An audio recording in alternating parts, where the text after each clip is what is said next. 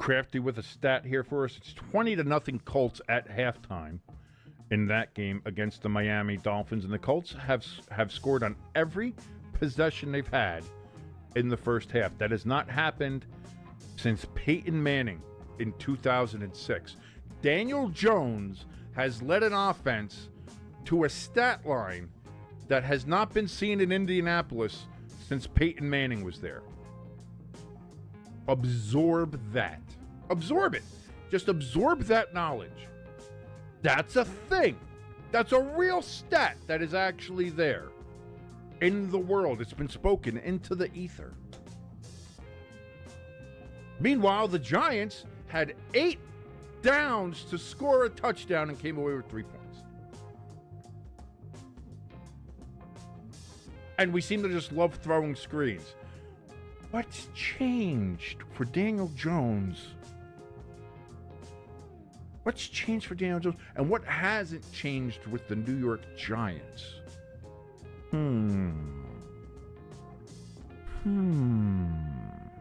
Let's think about that. Let's ruminate over this, shall we, ladies and gentlemen?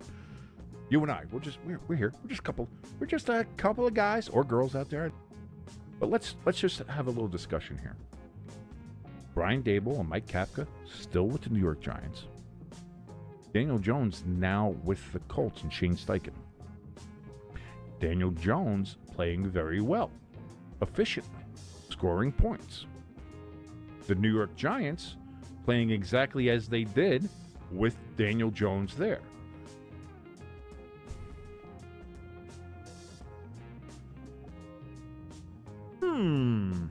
Are you ready to rep your team like never before? Then it's time to gear up at the Stay Tuned Sports Merch store, where we have everything you need to flex your fanhood in style. Throw it back with our exclusive 8-bit NFL helmet tees. Pixelated perfection for the old school football fanatic. Need something cozy for kickoff? Our Stay Tuned hoodies are built for bold fans and chilly Sundays. Decorate your den with championship banners that scream victory, because legends deserve a wall of fame. And for those early morning hot takes, grab a Stay Tuned coffee mug, or better yet, brew up a cup of our very own Stay Tuned coffee. Smooth, strong, and made for those perfect football Sunday mornings. So whether you're tailgating, couch coaching, or just vibing with your crew, we've got the gear to keep you tuned in. Head to bit.ly/StayTunedMerch right now and level up your fan game. Stay loud, stay proud, stay tuned.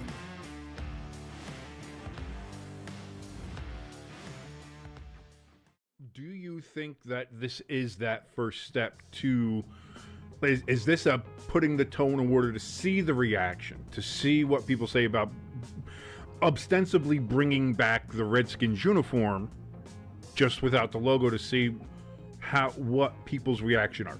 And if you've read underneath any of the social media where Washington went ahead and posted this, because they posted it, obviously the NFL posted it, and a lot of the other reporters, Ari Miroff, Ian Rappaport, or your usual NFL people. Under all of those, people have been giving their reactions. So you think that this was a toe in the water situation? I mean, I've been saying for a couple of years that that they'll eventually be the Redskins again. But yes, I kind of think that as far as today goes. I had a thought, because here's the thing. I have a thought. It's very similar to yours, and it is along that case of this country lost its collective mind in 2020. Yes. Like, if you look at just between everything, if you look at what happened in just the year of 2020, now that we're 4 years beyond that, looking back, kind of maybe collecting a sense of common sense again, and I think that's the thing, is that looking back on it now, overreacted on a lot of things. There was a lot of shit that was going on.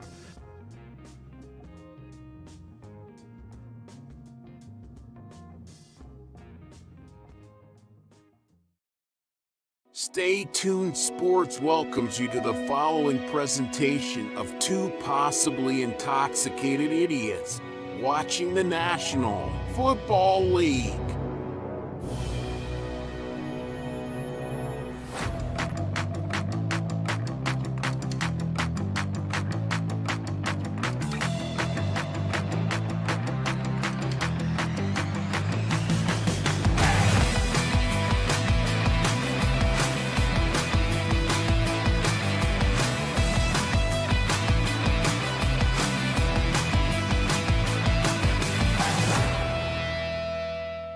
And hello, everybody out there, and welcome to Late Night Stay Tuned Sports.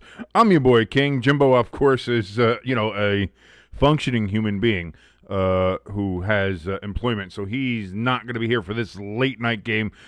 And to be honest, I'm surprised we're going to have anybody here, at least from the East Coast. Anyway, Crafty, great to see you in the chat. Great to see you also giving me shit for already having my 15 intros. But hey, you know what? That's fine, because I got everything up late today. I didn't get everything really done. Look, I'm still fixing the timeouts in here. So lots going on.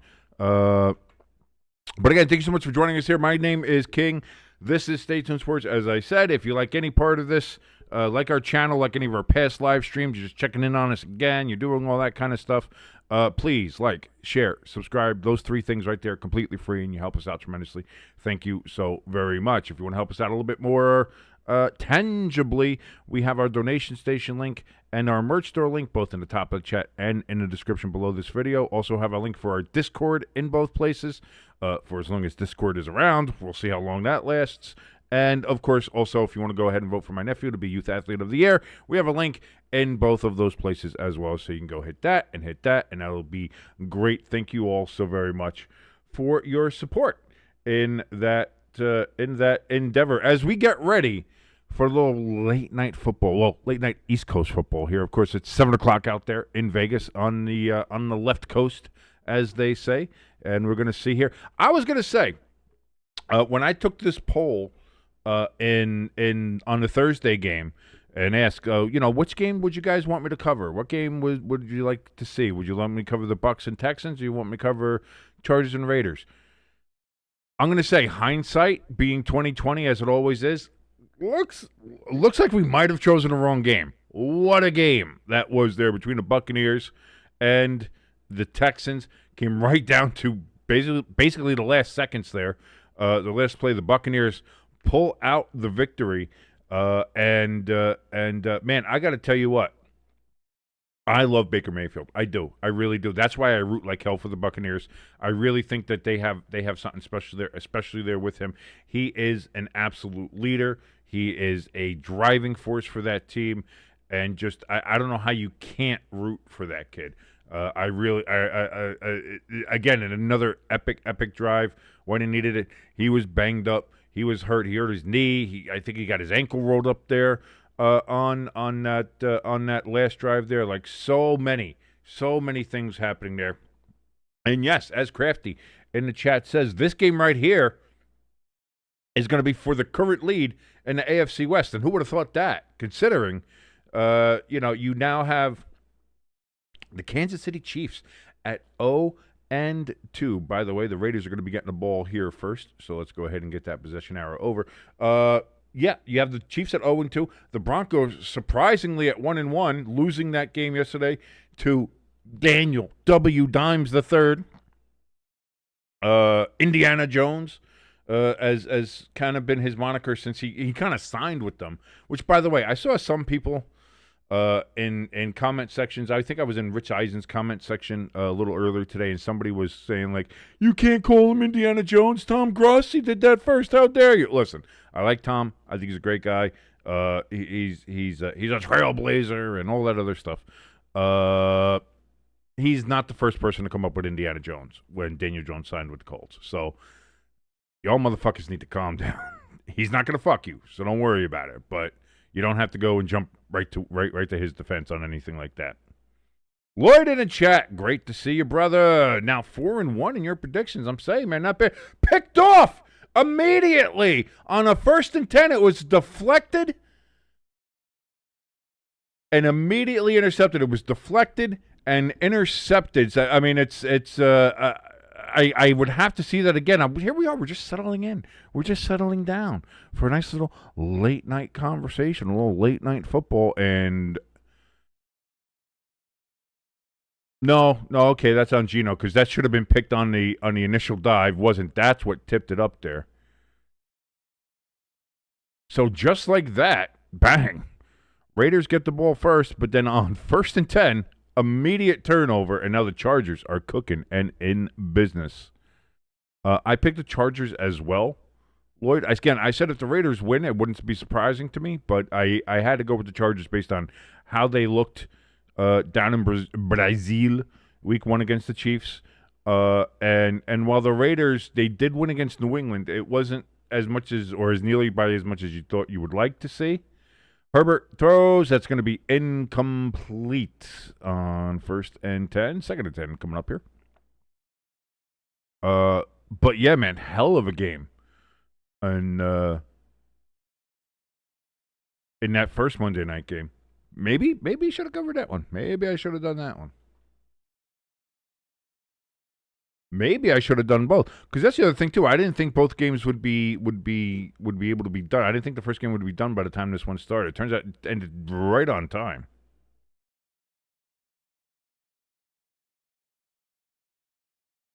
So 2nd and 10 coming up here. Hey Bear. That's going to be a completion to old laddie boy, Lad McConkey. Pecan in the chat says Mayfield is a baller. Absolutely. That's what I said. I was saying just earlier as I jumped on here, man. I love Baker Mayfield. I really, really do. And seeing him, and how he commands that team. And again, he's and I'm not saying this by any stat metrics or anything like that. So I don't want, it feels like what I'm going to say is going to be misconstrued or something like that.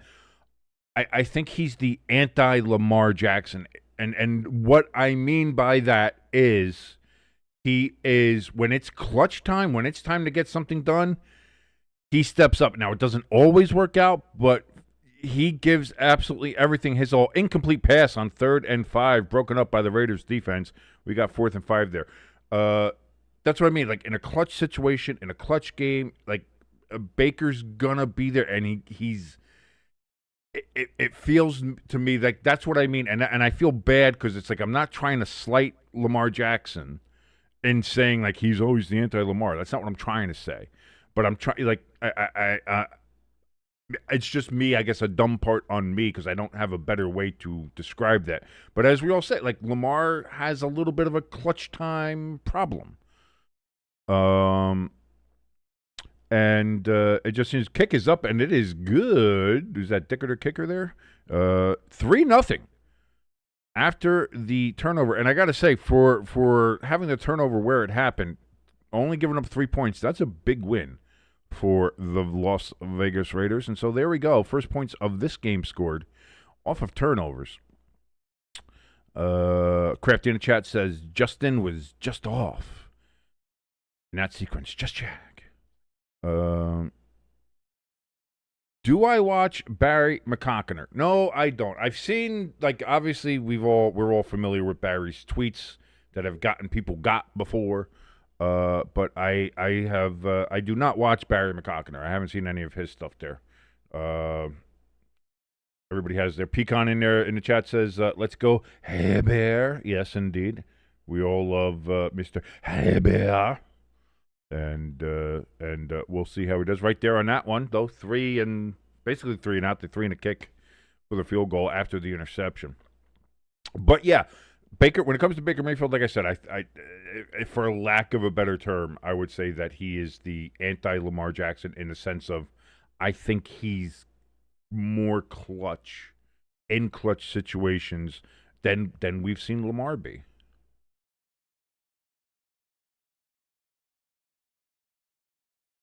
I'm saying, listen, there's a lot of great creators out there. There really are. And it's weird because I watch them a bunch, and there's a couple that I can't remember their fucking names, and I feel bad. Obviously, we all know, like, we all love Annie Agar. for various reasons, however you may want to see it. She is actually funny. I do like the videos she puts out, but, doesn't hurt being a hot blonde with a good rack. It doesn't hurt. That's misogynistic. How dare you? I know. Listen, I understand that. I'm not arguing. I'm not arguing that fact. But facts are facts be what they be. What do you want me to do? As John Adams once said, facts are stubborn things. And so that's what it is. Yeah, I don't know. Like, again, I don't know how this YouTube fucking ranking thing works. I wish it wasn't there because it feels like all it's going to do is cause problems. And I was trying to see if there's a way like I can actually like deactivate it or do something like that, but I don't think I can. I think it's just like a thing they do now. So it's like, yeah, I don't know. Like that's it. It shows on here like XP points and shit that go with it too. Like I don't know.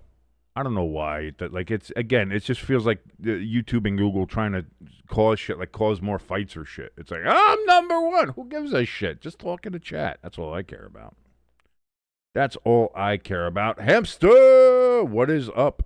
What is it? The other one already started? Yeah, man, 10 o'clock. 10 o'clock was the kickoff for this game. I was gonna say you guys might have voted for the wrong game, because that last game was a hell of a matchup. What a game that was! What a hell of a game that was.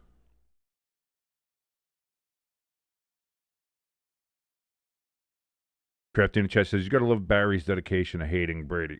Listen, if you do something you love, you never work a day in your life. Whoa, Ashton Genty just plowing through motherfuckers. And he gets himself a first down.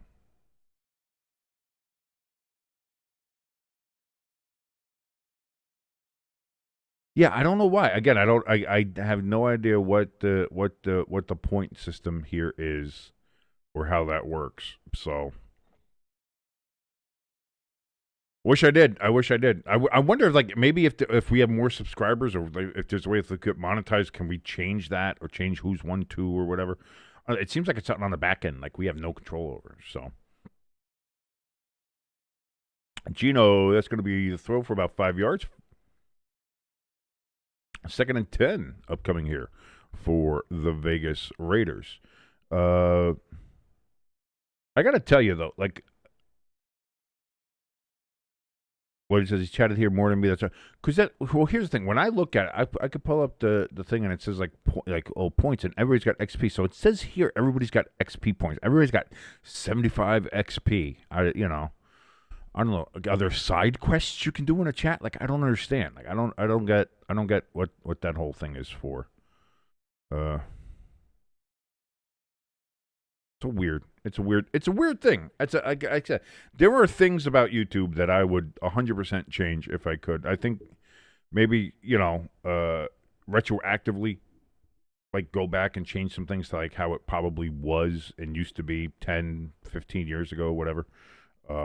I think would probably help a lot of people. But like even 10 years ago, is when they started to kind of like really messing with algorithms and getting more corporate and shit like that. And now it's like, unless you're a corporation, boy, it's hard to do anything on YouTube. Throw, and that's going to be caught. Big reception. Thornton Jr. with the reception, and they are in Chargers territory. Raiders look good. They had that one. I mean, Geno Smith started out with the insta pick to start this game out, but since then, looking good. Looking good.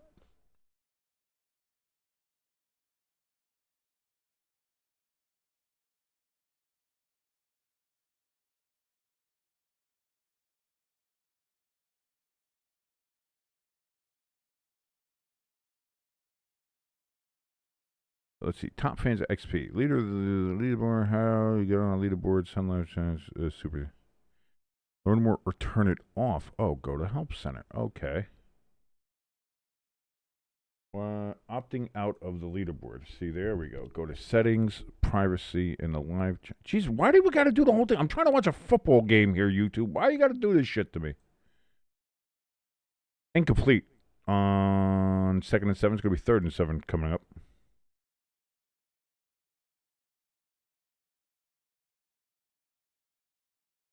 That's so, yeah, like it's so funky.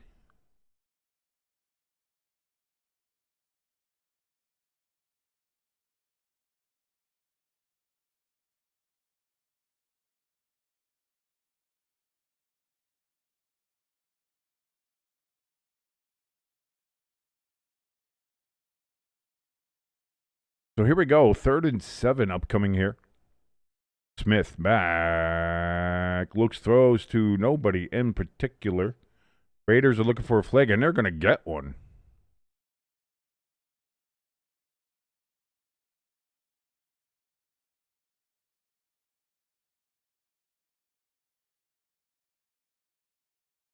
Same pass interference. What, did he get in his way? Did he hold him before? Because I didn't see anything there. That's a little. I don't know about that. I don't know about that.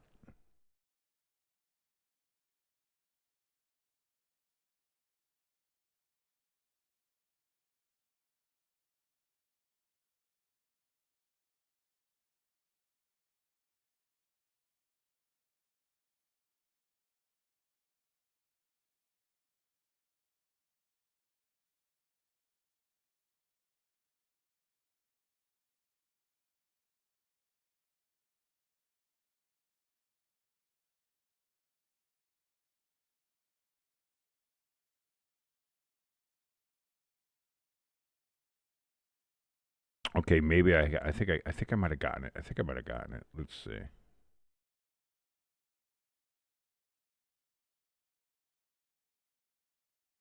Yeah, I think I got it. I think it's gone. All right. Geno Smith on 2nd and 7 throws towards the end zone. Ooh, hand on it. Is Jefferson on the pass defense incomplete? 3rd and 7 coming up yet again for the Raiders.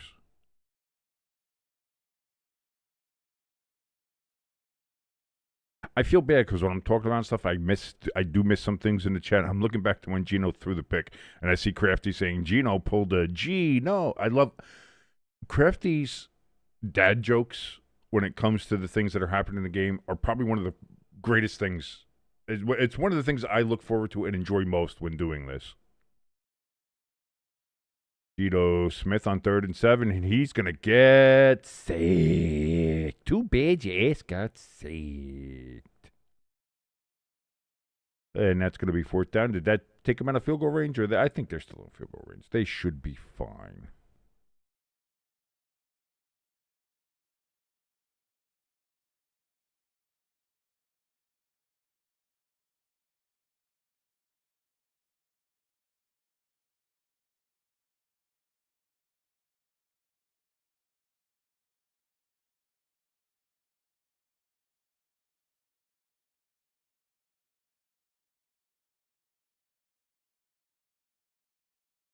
So 54-yard field goal attempt, snap, hold, kick, up. Boy, that's beauty. That's a beauty right down the mid.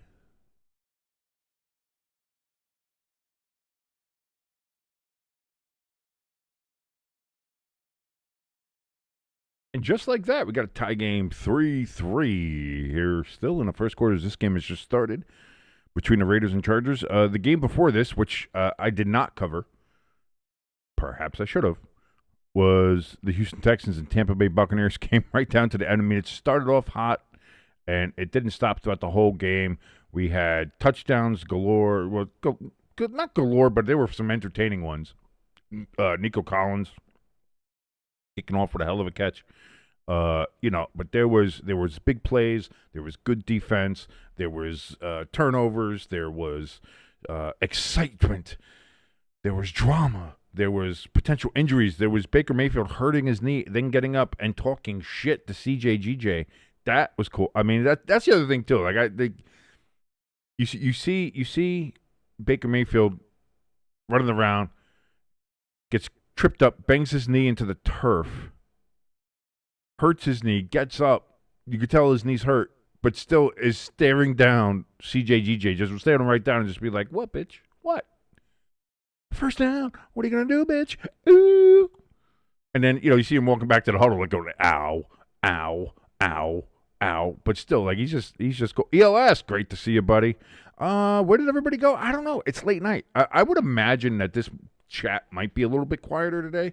I was hoping it wouldn't be, but it is a Monday night, so it is a school/work night for many people. People that are, that have lives and jobs, unlike me. So that was the other thing too. So I was thinking it might be a little quieter. Plus, even if people were in here watching, I would imagine it would be a lot of people just having it on and listening instead of actually participating in the chat, just having it on in the background and maybe laying down, maybe falling asleep. Listening to my dulcet tones can be very relaxing, especially when I go into late night ASMR mode. You know what I'm saying? So like it is what it is. Like I said, I maybe I should have done the earlier game, and maybe I should have done both. You learn, you move on, and we'll see what happens after that. So I hate the double Monday night games. I really do. It's a real pain in the dick. But that might be something I look forward to in the future. Of like, hey, maybe we just do both fucking games. Fred Bolitnikoff still kicking it. And here comes the kickoff. And the Chargers are going to get it at the 5-yard line. They'll get it out to the 20, to the 25, to the 30, down at about the 35-yard line, and that's where the Chargers will start on this particular one. Lloyd says, I do, but I'm a night owl. Yeah, that's what I mean.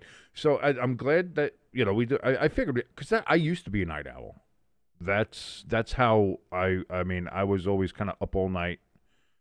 Then during the day, in my younger years anyway, I would still go to work. I'd get an hour's sleep maybe.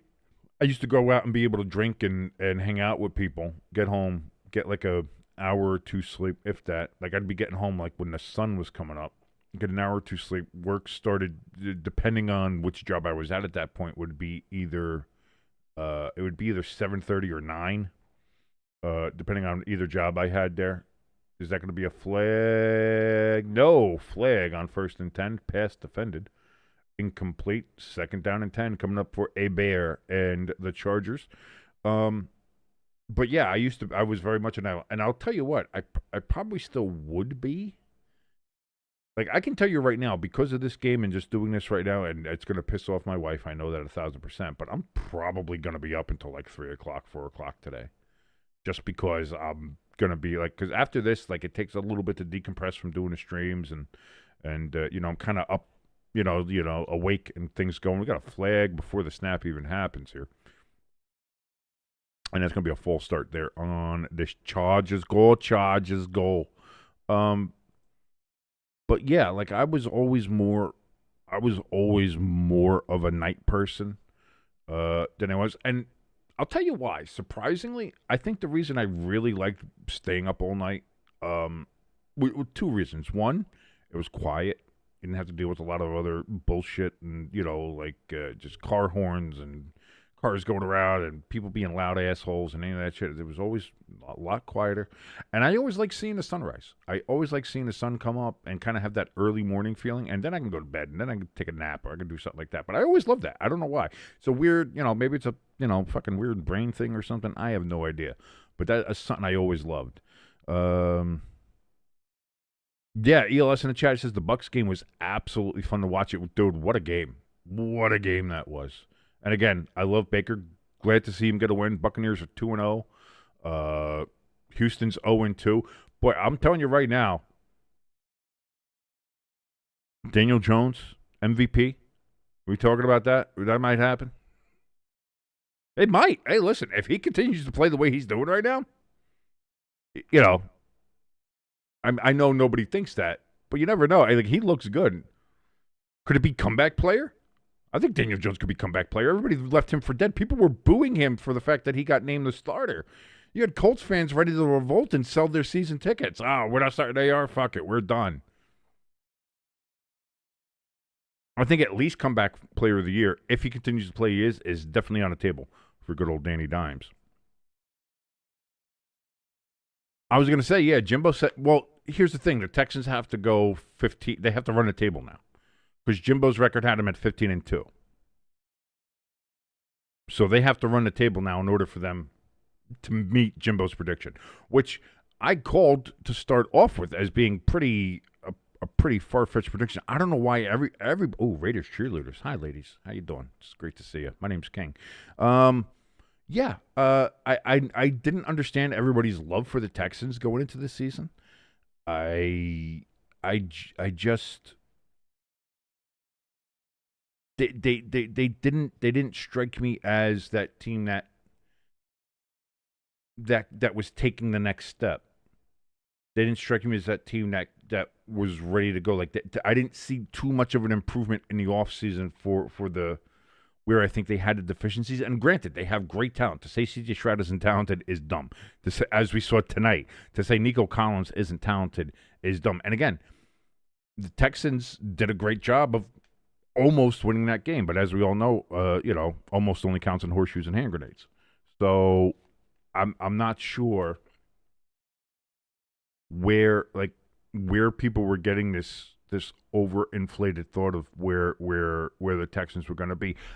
I mean, I can understand why some people said they were going to make the playoffs. I can understand why some people were saying, clearly they could win a division because what do we have to go on? We have the Titans, who were the worst team in the league last year, and again, yeah, they got Cam Ward, but that's all they got. You had what people were looking at with the Colts, which at the time, before in the preseason, the Colts looked like a mess. We all thought the Colts looked like a mess. That's what it is. And then it's the Jaguars, who they have a new coach. They have a quarterback who has yet to really prove himself in the NFL. And meanwhile, got a fucking ridiculous-ass contract. But hasn't really proved himself in the NFL. A team that is really unproven, and we don't know what, like I said, on top of that, you add a new coach. Like, the Jaguars are a complete unknown. And on top of that, very underwhelming. And then you had the Texans, which, while not fantastic and not great, out of that bunch, they seemed like they're the best. But if the Colts have gotten their shit together, which it appears they have, again, they're the only they have not punted yet. They had one punt, but there was a penalty on that time that they, I think it was who they got, Rigoberto Sanchez or somebody.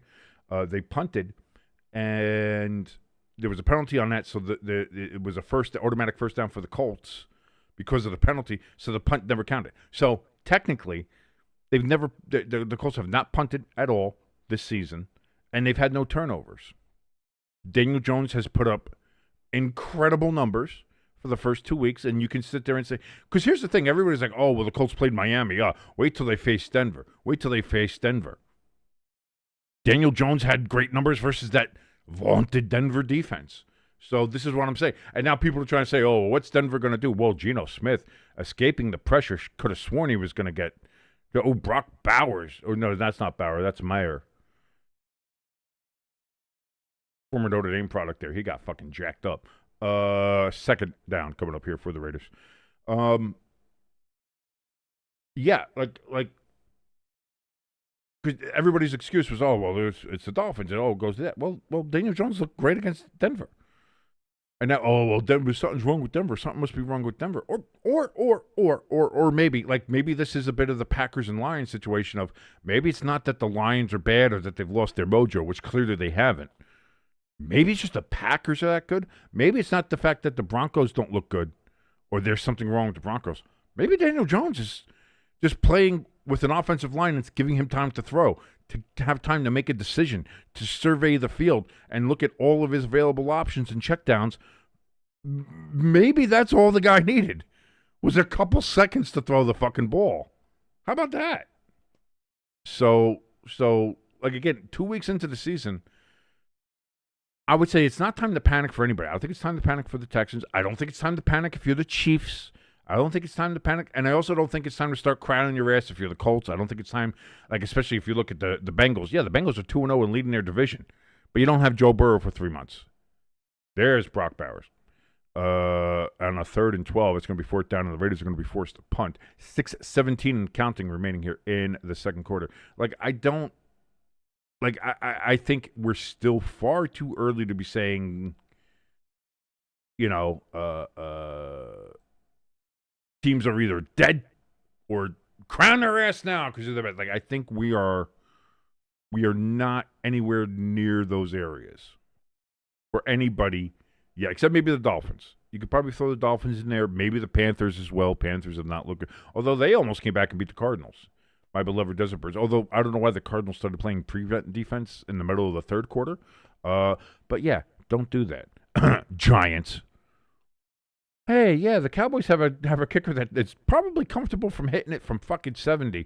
Let's play a fucking huge cushion defense and give the Cowboys tons of yards until they're well within his fucking range. What are you talking about? He kicked like a 61-yarder. That's not for fucking Brandon Aubrey. That's not a long kick.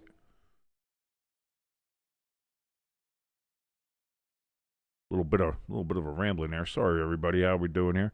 But yeah, Chargers, they got the ball back after the Raiders' possession here goes nowhere. Still tied 3-3. And you are watching Late Night Stay Tuned Sports, baby. That's what we do here. We're here to keep you company here on these late, beautiful nights. And just listen to my sultry, dulcet tones here as you drift off into NFL football fantasy land. What are my picks doing? Let me see.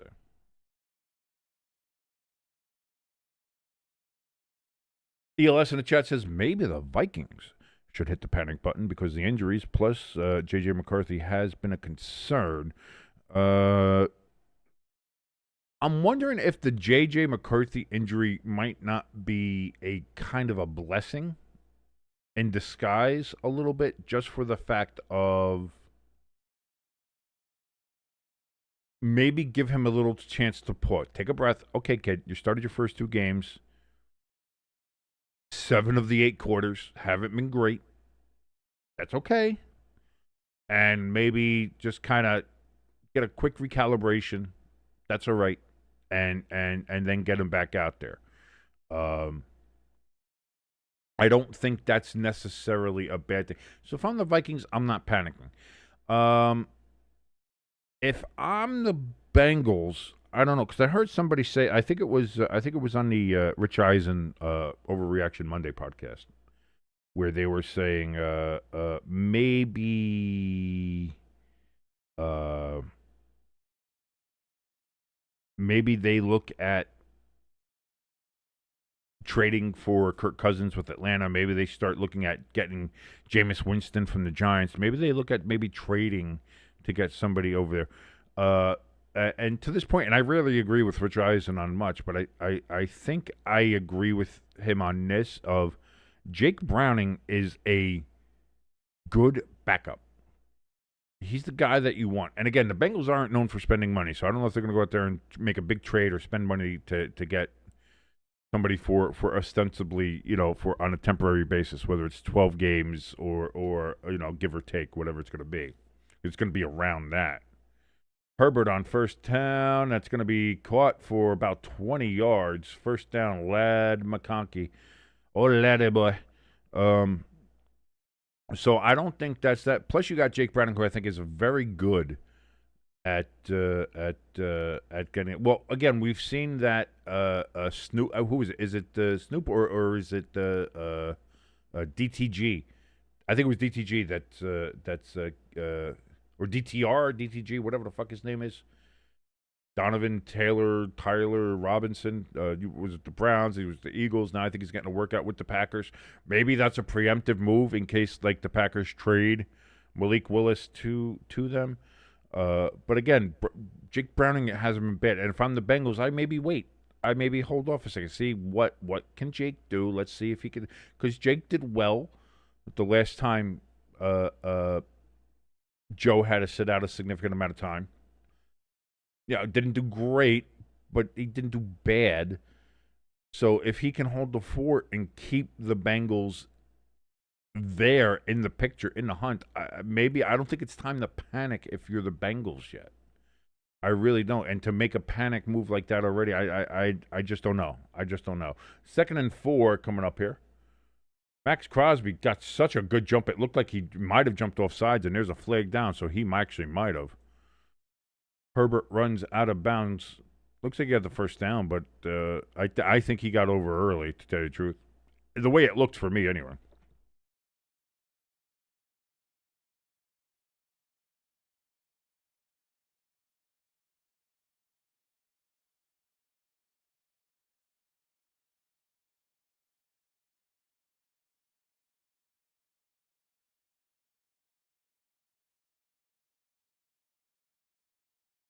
And indeed, Max Crosby was offsides. There you go. I told you. I told you.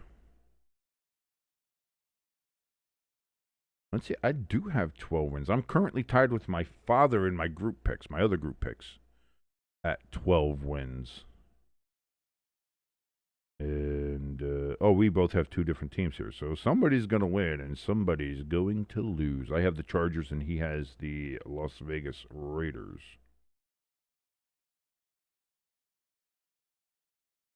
Justin Hebert, he tries to run and gets out of the pocket, but cannot. And that's going to be a sack for the Raiders.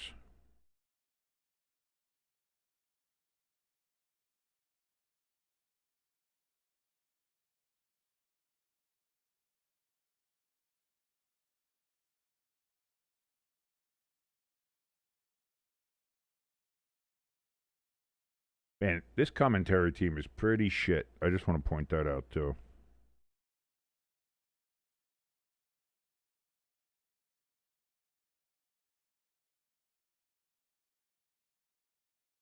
Herbert, 2nd and 13 after the sack throws. That's going to be completed and about 2 yards short of, they're going to mark it 3 yards short. Keenan Allen with the reception.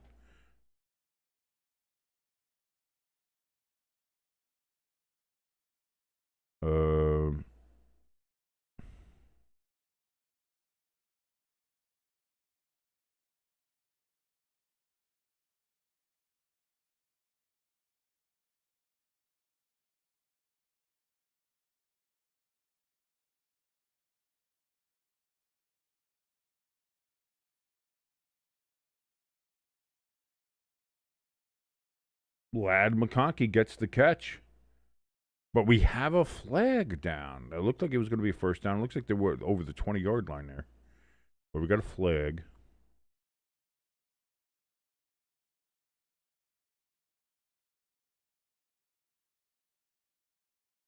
Number 84 lined up in the neutral zone. You can't do that. You are flagged. You sit on the bench. Lambert Smith. That's just his last name, by the way. By the way, Elias, I see that you've picked the Chargers as well. So that means I think I pretty much won for the week then.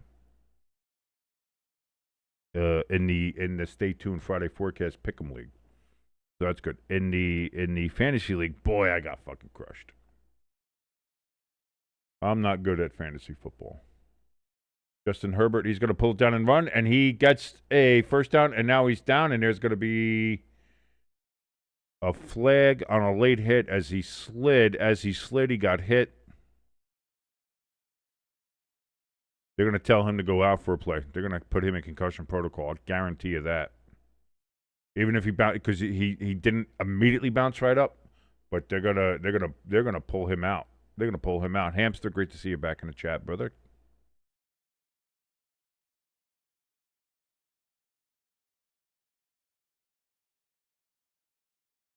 They're giving him half the distance to the goal.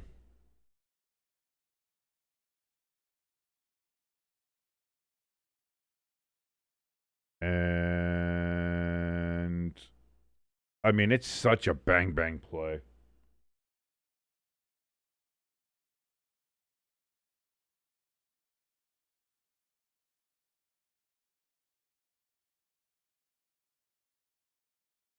I mean, it is like I get it. They're gonna do that, but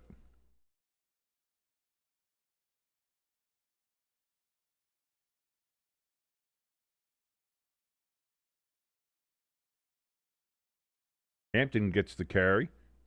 That's a couple yards on that. 2nd down coming up here for the Chargers, looking to get into the end zone here. 1:17 and counting remaining here.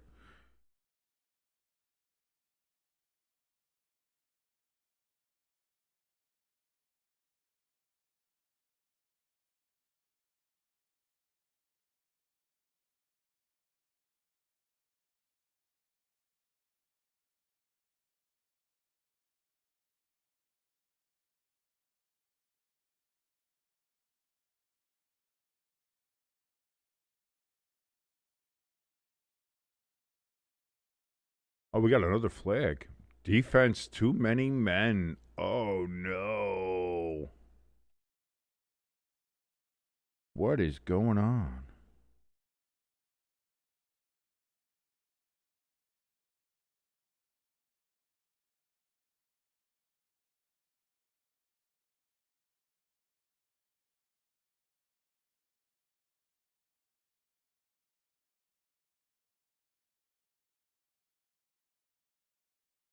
I would say, Hamster, see if you can get a trade with Jimbo's wife for Daniel Jones. She's got Daniel Jones on her roster. See if you can go ahead and make a trade with her. See if you can get Daniel Jones on it. Because right now, Daniel Jones does not look like a bad fantasy pickup. I think he's got 110 points through 2 games. Like, it's not bad. That's not bad. Yes, ELS, a good survivor pool. I like the survivor pools. I was thinking about doing that this year. I decided not to. Because I want to try to grow things before we get to that. Like, I want to make sure we have, a couple more people. That if everybody gets knocked out, like, I want more people than people that can be knocked out, like, because they picked the wrong team or something. You know what I mean? So I'd like to get some. I'd like to get a few more before we do that. So I think for now the picks and everything. But I do like survivor pools. I do. It's a nice little wrinkle on thing, on things where you pick a team. And you could pick them, but then you can't pick them again for the rest of the year. So you got to be real strategery there with your matchups.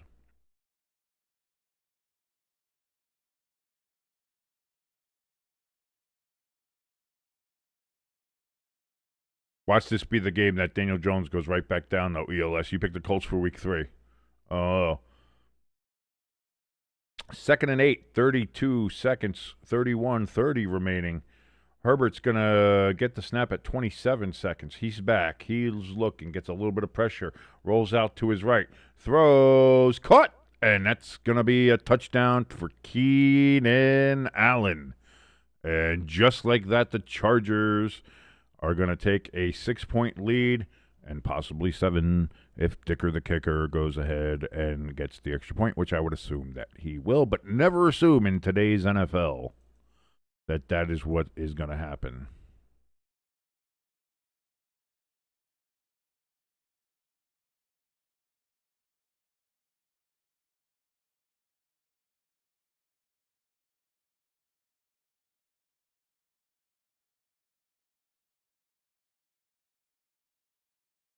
Snap, hold, kick, up. It is good, and we got ourselves a touchdown game, 10-3.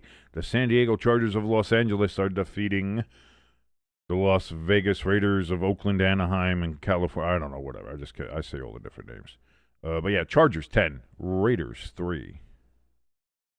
Hamster in the chat saying he needs a bear to throw one more touchdown and he'll win a little bit of money. So there you go. You got a little rooting interest. That's the one thing I do enjoy about the wagering. As long as you wager responsibly, you put a little sprinkles on things. You never bet more than you can lose. I think people really need to realize that it's gambling and doing this stuff like this is fun. Like, you got a couple bucks on you. Yeah, you do a parlay, you do this, that, or the other, do a couple prop bets and see if, I could turn $3 into, 25 or 100 or something like that. That's fine. I think some people get dumb with it and start betting ridiculous amounts of money. Like, if you're starting to bet thousands of dollars and you're not somebody to where losing $1,000 or $2,000 or $5,000 and one shot doesn't hurt you, like, if you're not that kind of financially secure, don't fucking do it. Like that, I think people need to understand that.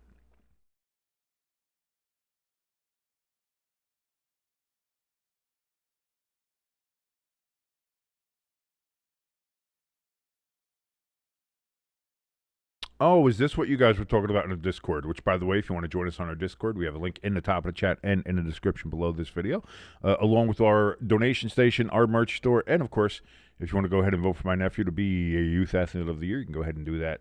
All those links, top of the chat. Chat room's open, by the way. Come in, say hi, say hello, say how are you doing on this beautiful late night with us here on Stay Tuned Sports.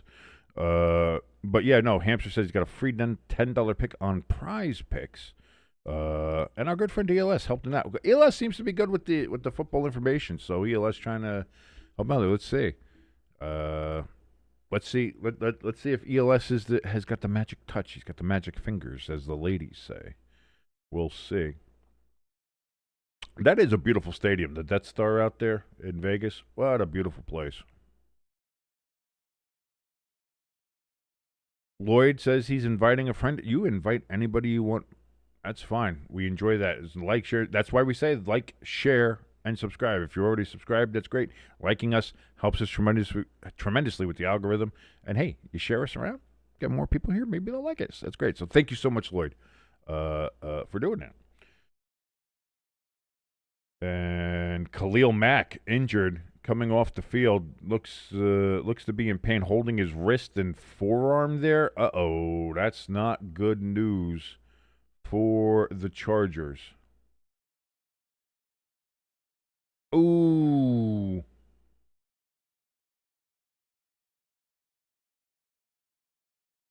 Oh, that looks like a... Ow.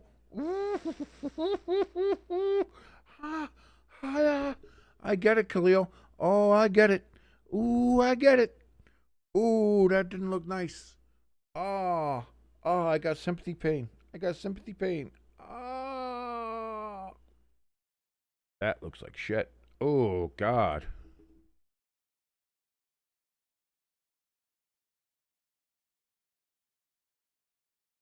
That was the thing, Eli. She went 15-1 and all of a sudden became everybody's oracle. So, that's heavy lies the head that wears the crown, my friend.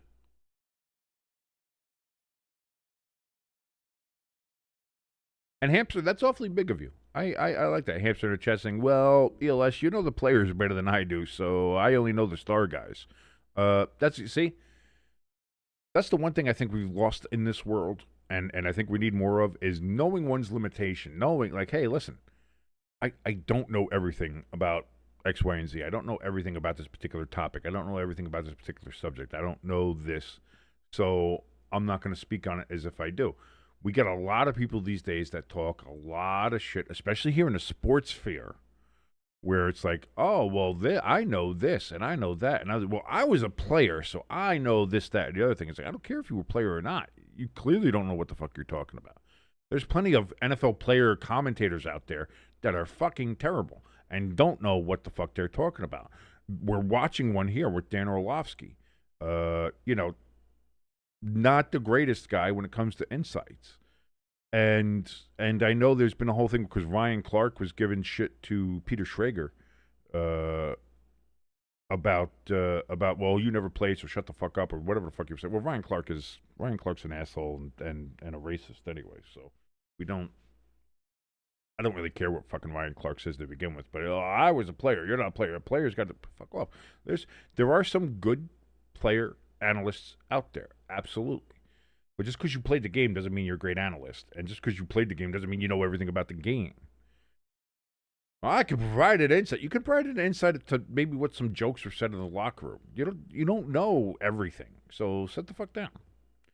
But also on that aspect, there's people like, who are in this sphere, like me and other people who are very layman individuals in watching the sports and doing things like that, who you also see some of those guys talk about as if they know, wow, another great defensive. Oh, they're going to have a flag down. I thought it was just a good defensive play. They're going to throw a pass interference on that? I don't know about that. Oh, they're going to say illegal contact on a different player. Khalil Mack going back to the locker room, still holding that forearm. And I can understand that. Oh, that looks so bad.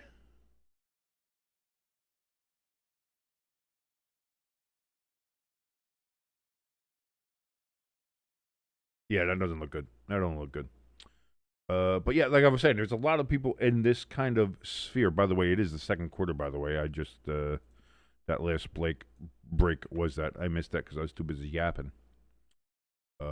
Also, the possessions changed, too. I'm way behind here. I got to shut the fuck up.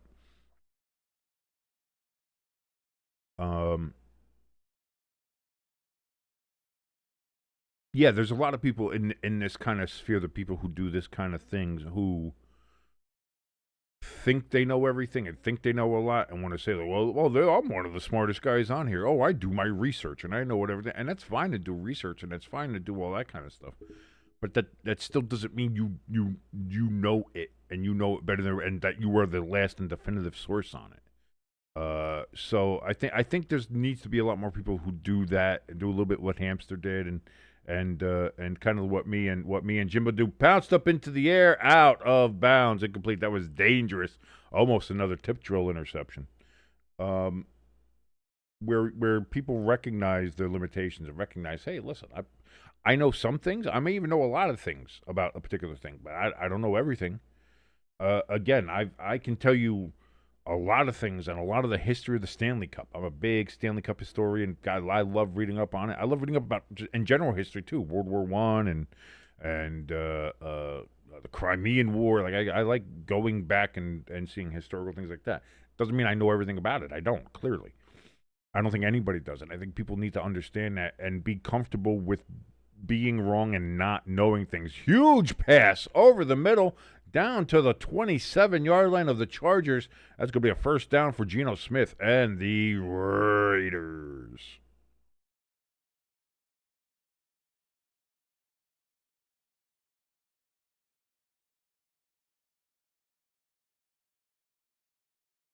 Geno Smith takes a snap on 1st and 10, throws over the middle, incomplete. And we have another flag. By the way, it's a 28, not 27-yard line. Holding on the Raiders. Oh, we're not going down. We're going up. Not 7, 8. There we go. We were at 7. Now we're at 8. ELS letting us know in the chat here, by the way, for every touchdown that Jordan Love scores in 2025, he's going to donate a pair of cleats to a youth sports team in Wisconsin and his hometown. Very good. Good job, Jordan. Good job.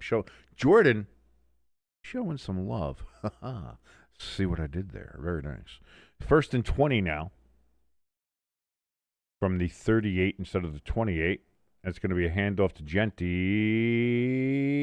and he turns what was a no gain to about a 4-yard gain.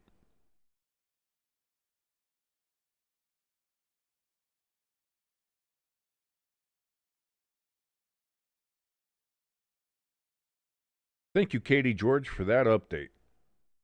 Katie letting us know that they're driving Khalil Mack halfway across the building to go get imaging done on his arm. Like, we all you had to do was say, Khalil Mack going back down the tunnel, getting imaging done on his arm. We'll let you know more when we have it. That's all you got to say. 2nd and 17. Geno can't find anybody open. He's just going to pull it down and run it. And he's going to get down to the 20-yard line. Was getting pressured, couldn't find anybody. Made a hell of a gain there on 3rd down, and now it's going to be 3rd and 2, 3rd and 1, 3rd and a long one.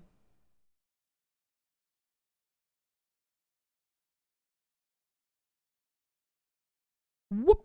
Geno Smith said, get the fuck out of here. Then he said, whoop, get the fuck out of here. Don't touch me. Don't touch me, motherfucker. I said, don't touch me, motherfucker. 3rd and 2. Got to get to the 18 from just inside the 20-yard line. Geno hands off to Genty, and that's going to be a first down Raiders. So the Raiders were in a 2nd and 20, 1st and 20 situation and 2nd and 17 situation. End up converting there on 3rd and 2. Hell of a play there by Geno Smith 2 plays earlier. And the Raiders keep their drive alive, and they are in the red zone now, ladies and gentlemen. This current drive has 7 plays. It has 53 yards, and 3 minutes and 36 seconds have elapsed, according to the Entertainment and Sports Performance Network.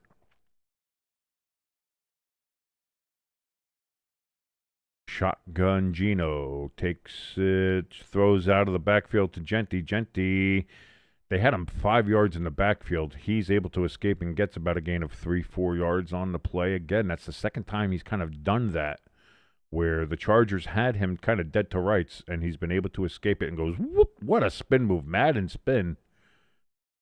That's the second Madden spin I've seen this week in playing. ELS, I wouldn't bring the Raiders back to to Oakland. As much as the Oakland Raiders it seems like a good, Oakland as a city is kind of dying, and oh, that's going to be an incomplete pass defended by Saint Juste.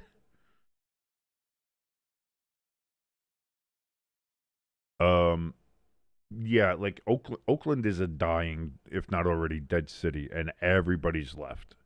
And there's a reason why people have left is whether it's unfriendly to sports business government, or obviously facilities have been a problem there in trying to secure either land, building permits, trying to get through all the legal red tape to try to get all that done, and this, that, or the other thing. Geno Smith is going to get sacked on 3rd and 6 all the way back at the 22, and that's going to lead to 4th down, and the Raiders are probably going to settle for a field goal here. So I can't see the Raiders going back to Oakland, and I don't know if I would want them to. And again, we could talk about how shitty the situation is with the former Oakland Athletics and their owner and things like that, and how he has them playing in Sacramento when he doesn't even have a deal yet for the Vegas ballpark, and that's a whole mess and all that other stuff, and it just seems like he was desperate to get out of Oakland. Snap, hold, kick, up, that's good.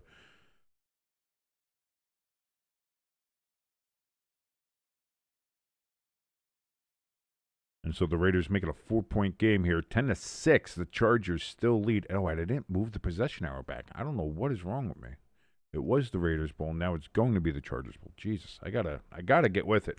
It's late night. It's late night Stay Tuned Sports, man. It's a late night Stay Tuned Sports. I don't know what's going on with my brain. Now, on the other hand, San Diego is very much not a dying city. Yes, like much of California, they have a massive homeless problem. They have maybe some government administration issues. They're problems that you might find with a city where it's located and things like that. But San Diego, I think, is a lot easier. Not easier, but maybe have the ability to build there and be able to get things done. Again, getting anything done in California is not easy. So, but San Diego still seems like a viable option. Like, it's like, hey, you can move back to San Diego. I can't see another professional team moving to Oakland anytime soon. Like, and it's about as realistic as moving a team to Camden, New Jersey. Like, it's just it doesn't seem. It doesn't seem like it's good. It would be good business to do so. It doesn't seem like there would be much of a return on that kind of investment. And it's a shame, because in your heart of hearts, I still wish we had the Oakland Raiders. I still wish we had the Oakland Athletics. I still wish we had the Warriors playing there in Oakland. But the Warriors moved across the bay to San Francisco. What they had to have done. Like, if you go and read on the amount of money and the amount of time and the permits and everything that they had to go through to get that arena built in San Francisco. Like, because that's it. San Francisco's, to me, I don't think that's a fantastic place to move either. But the Warriors ownership thought that was a better option than where they were staying in Oakland. I would say personally, probably not much better, but it was a better option. It's at least in I think a better location. It's a little bit more scenic. I think they're right there, like on the water. They're right on the wharf or something, like where that new Warriors arena is.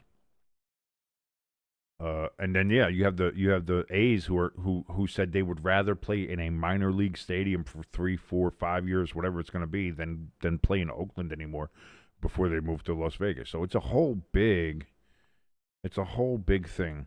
Lloyd says the Raiders probably will return to California in a decade. They did return to Oakland for practice, and maybe they'll do like the practice things or the training camps in the Oakland area, the Oakland Alameda County area. But I don't. Have you seen that stadium out there in Vegas? That's a beautiful stadium. That Allegiant Stadium they're playing at right now, that the Death Star, the Puck, the Danger Roomba, as I've seen some people call it, they're not moving out of there. They're not leaving. And not only that, you're in Vegas. You're guaranteed sellouts. Even if your team sucks, you're guaranteed sellouts because people from other teams will make destination trips just to go to Vegas and be like, well, we can go to Vegas, we can party, we can go at the casinos, we can get a couple hookers, and we can go watch our favorite team play. And we'll make a Vegas vacation out of it. People will, I mean, that's one of the reasons why. So why would the Raiders go back to Oakland or anywhere else when you've got a license to print money in Vegas? I don't think they're going anywhere.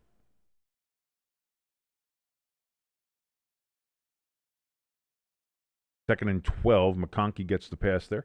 Lloyd in the chat says, as for now, you have the Washington Redskins coming back more than likely. And it seems like that. But again, those are a couple of factors. Again, there's been a lot of red tape and there's been a lot of political wrangling. There was a lot of politics because Dan Snyder was the owner. So the politics of Washington, D.C. kind of just blackballed him, wouldn't even listen to him. They wanted nothing to do with him. Now they've changed ownership. Now there's discussions about whether, again, I think there are talks here or there about the name. I don't know where that's going.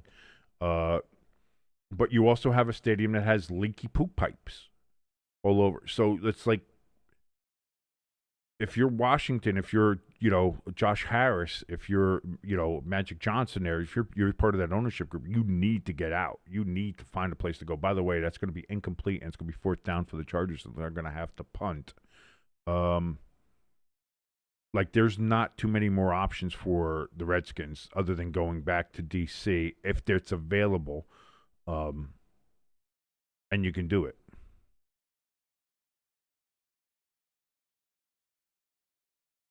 That punt's going to be fair caught at the 10.5-yard line, basically the 11.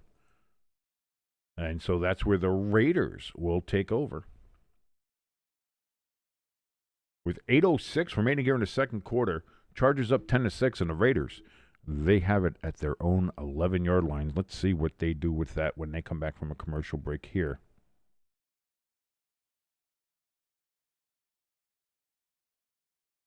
I was going to say, so when you look at the Washington situation, now again, but also look at the Bears. Like, we look at the Bears, there's been no team more synonymous with their city, than you could say, like the Chicago Bears. But the city government,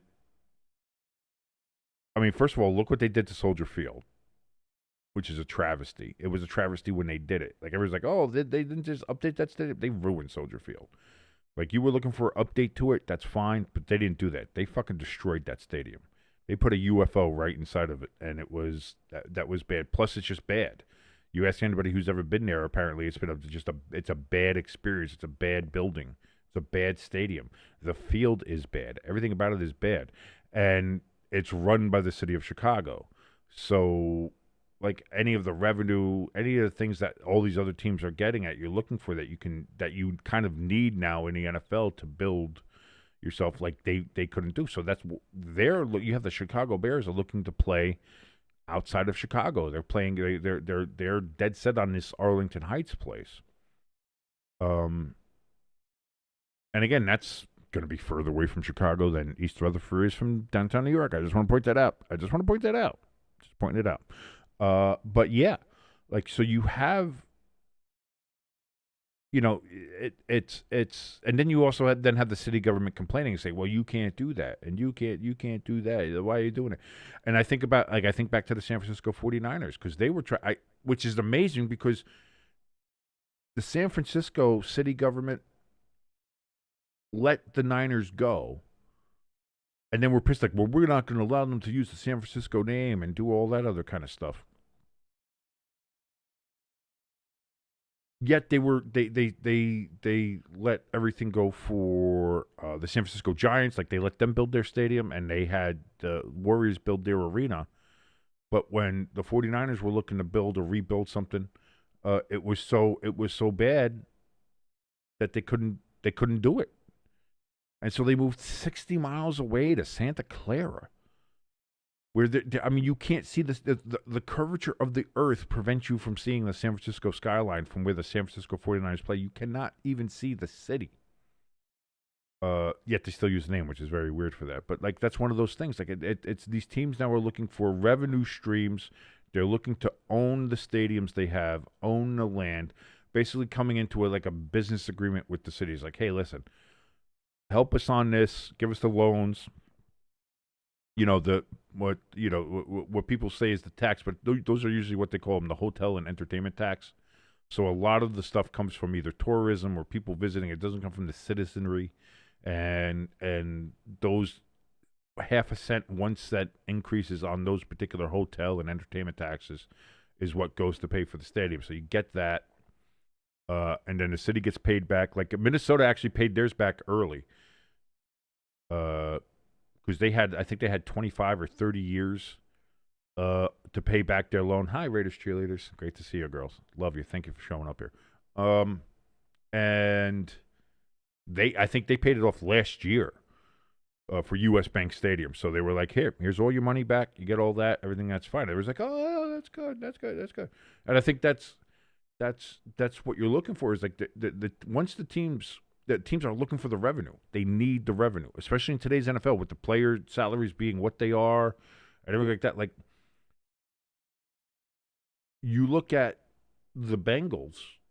Well, why are the Bengals so cheap? Why are they so penny pitching? Why are they all this kind of stuff? Well, look around where their stadium is. Where is there anything around Paycor Stadium that's like anything that they own as a revenue building, that they have like the little business districts? Like you look at Patriot Place. You look at the area down in Tampa by Raymond James Stadium. You look at what the Bears want to build where they are. You see Levi Stadium out where the Niners are. You see SoFi Stadium where the Chargers and Rams play.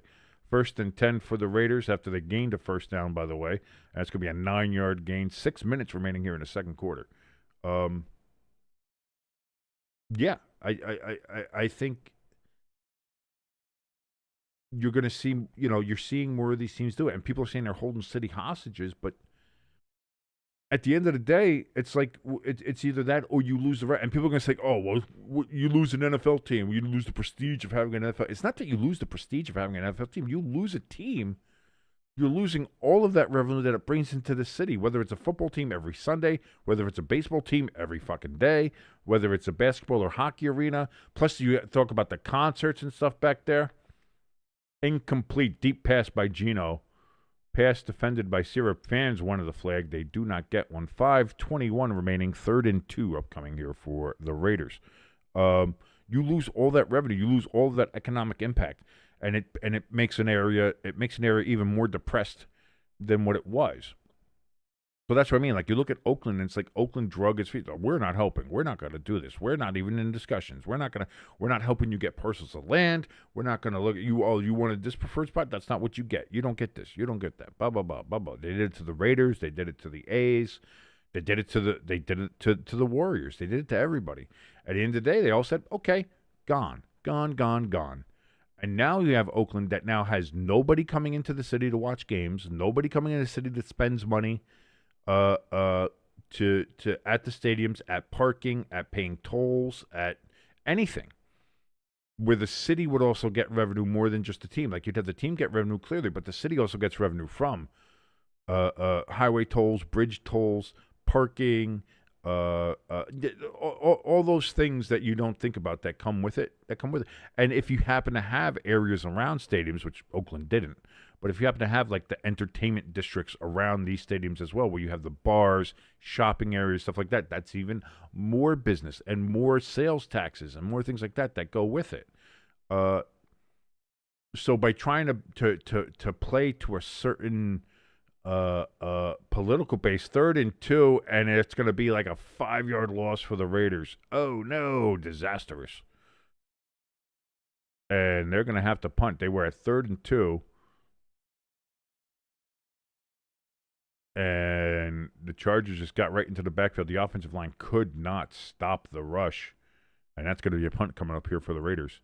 Like you have these political entities from these cities that are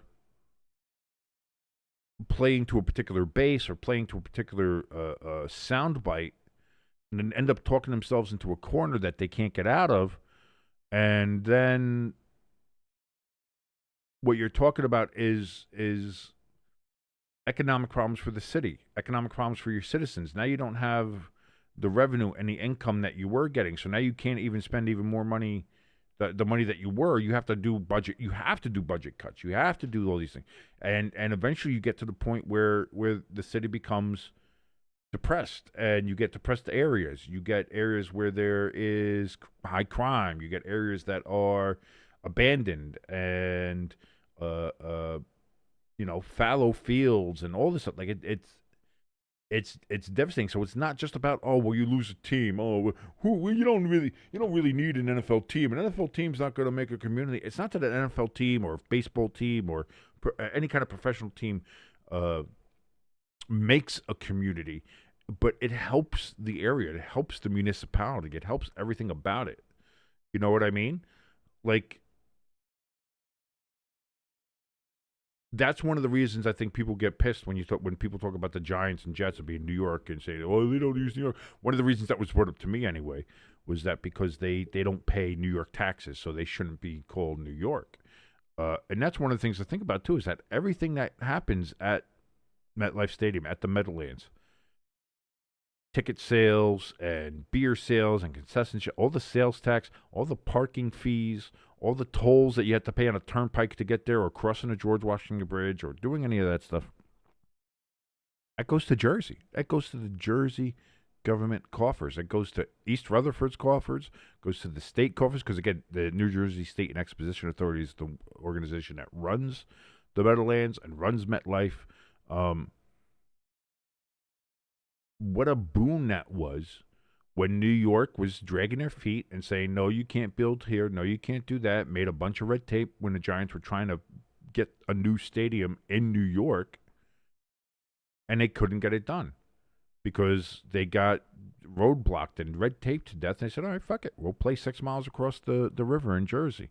And now Jersey gets all of that revenue. Jersey gets all that tax revenue. Jersey gets all of those things, and it's worked for nearly 50 years now, and it seems to be going pretty well. Actually, next year I believe will be 50 years since the Giants says, because they moved in the 76 season to the Meadowlands, so that'll be 50 years next year of the Giants being in Jersey and being in the Meadowlands, which means they've played there longer than they've played anywhere else. The Giants have played longer in New Jersey than they've ever played in New York.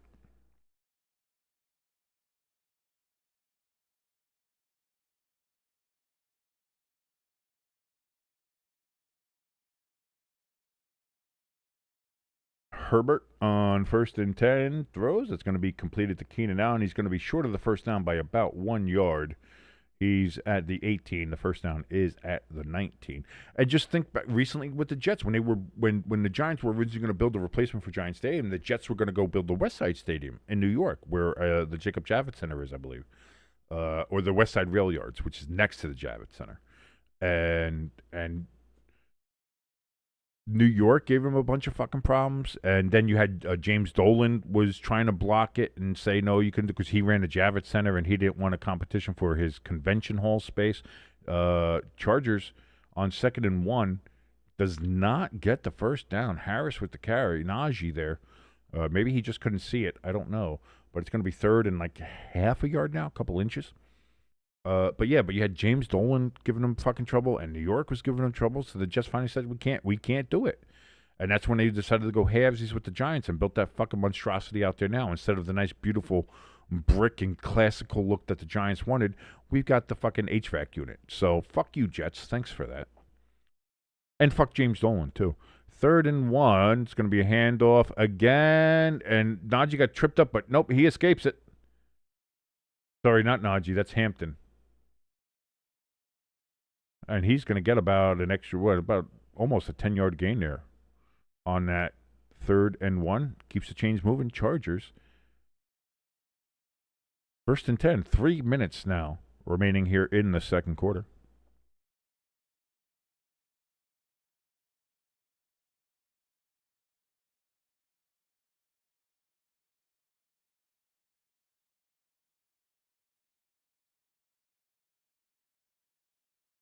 The Raiders coach who got hit when Hampton went out of bounds there, he looks like he's bleeding, but he's a Raider. He's tough. He's got the beard. He's got the all black. He's just taping himself up. Disley, the tight end, he gets the ball there to about the 38.5-yard line. And that's probably going to be the last play before the 2-minute warning. 2nd and 3 will be the first play when we come back from this 2-minute warning. It is currently the Chargers 10 and the Raiders 6. The Chargers are lining up, but they are not going to snap the ball before the 2-minute warning. And there we are. So 2 minutes remaining here in the first half. Chargers 10, Raiders 6. 2nd down and 6 coming up here when we come back from their break on the Entertainment and Sports Performance Network. Ladies and gentlemen, thank you so much for joining us here on Stay Tuned Sports Late Night NFL Hangout. I'm your boy King. You just heard me rambling. I guess this is the difference between the late night shows and any of the other ones. I just start rambling about random shit. But great to be here. Great to be here with you guys, and I certainly hope you're enjoying the stream. If you are, please hit a like, share, subscribe. Helps us out tremendously, especially if you're new here. That subscribe and hit that notification bell. Let you know when we go live, which we do live a lot now that we're here in the football season. Going to try to do a lot of these games. Boy, I debated whether I was going to do the 2 games on Monday. I decided to only do 1. And we had a vote in here on Thursday Night Football to see which game we were going to do. Vote came out for the Chargers and Raiders, so that was what I was going to do. But boy, might have chose the wrong one, because that game earlier today with the Buccaneers and the Texans was a hell of a game. Buccaneers win right at the end of the game with a touchdown. I believe it turned out to be, was it a 1-point game? I believe it was just a 1-point game. 20-19.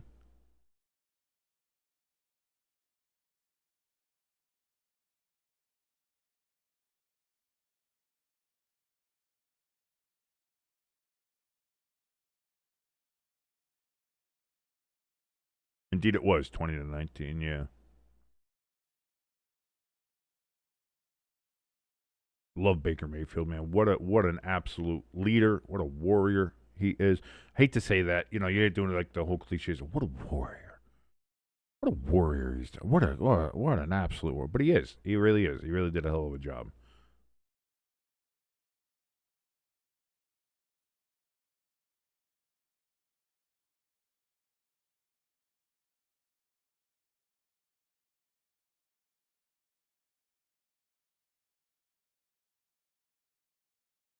Bum, bum, bum, bum.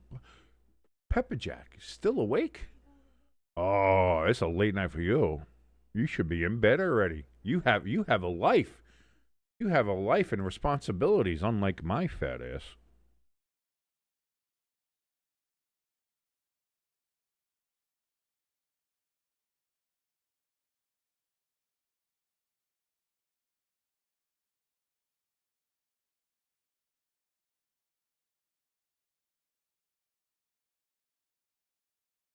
So 2nd and 3 now. Oh, Herbert, deep ball. Got him. That's Johnson. That's a touchdown. What a beautiful pass. Oh my God. That was sexual. What a beauty.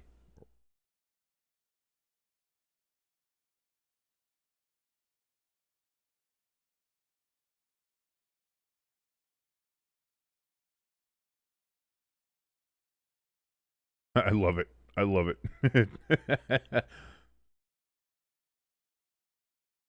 Orlovsky says, freeze it. They do not freeze. They do not freeze it.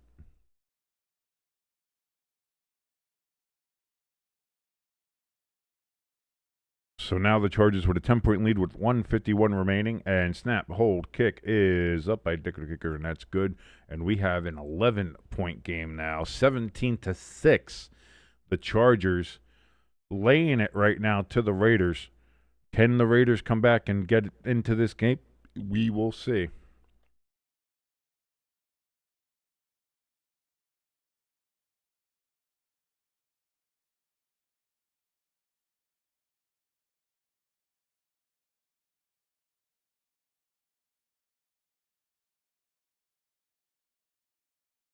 Hamster in the chat saying, dude, what a beautiful touchdown by Herbert. Like, that's what I mean. Like, I don't understand. Like, and I said this after the Brazil game. Like, the people who were, people who were shitting on Herbert. Like, oh, he doesn't show anything. He doesn't show anything. He's not great. He doesn't know what he's doing. He's not great. What are we doing? Like,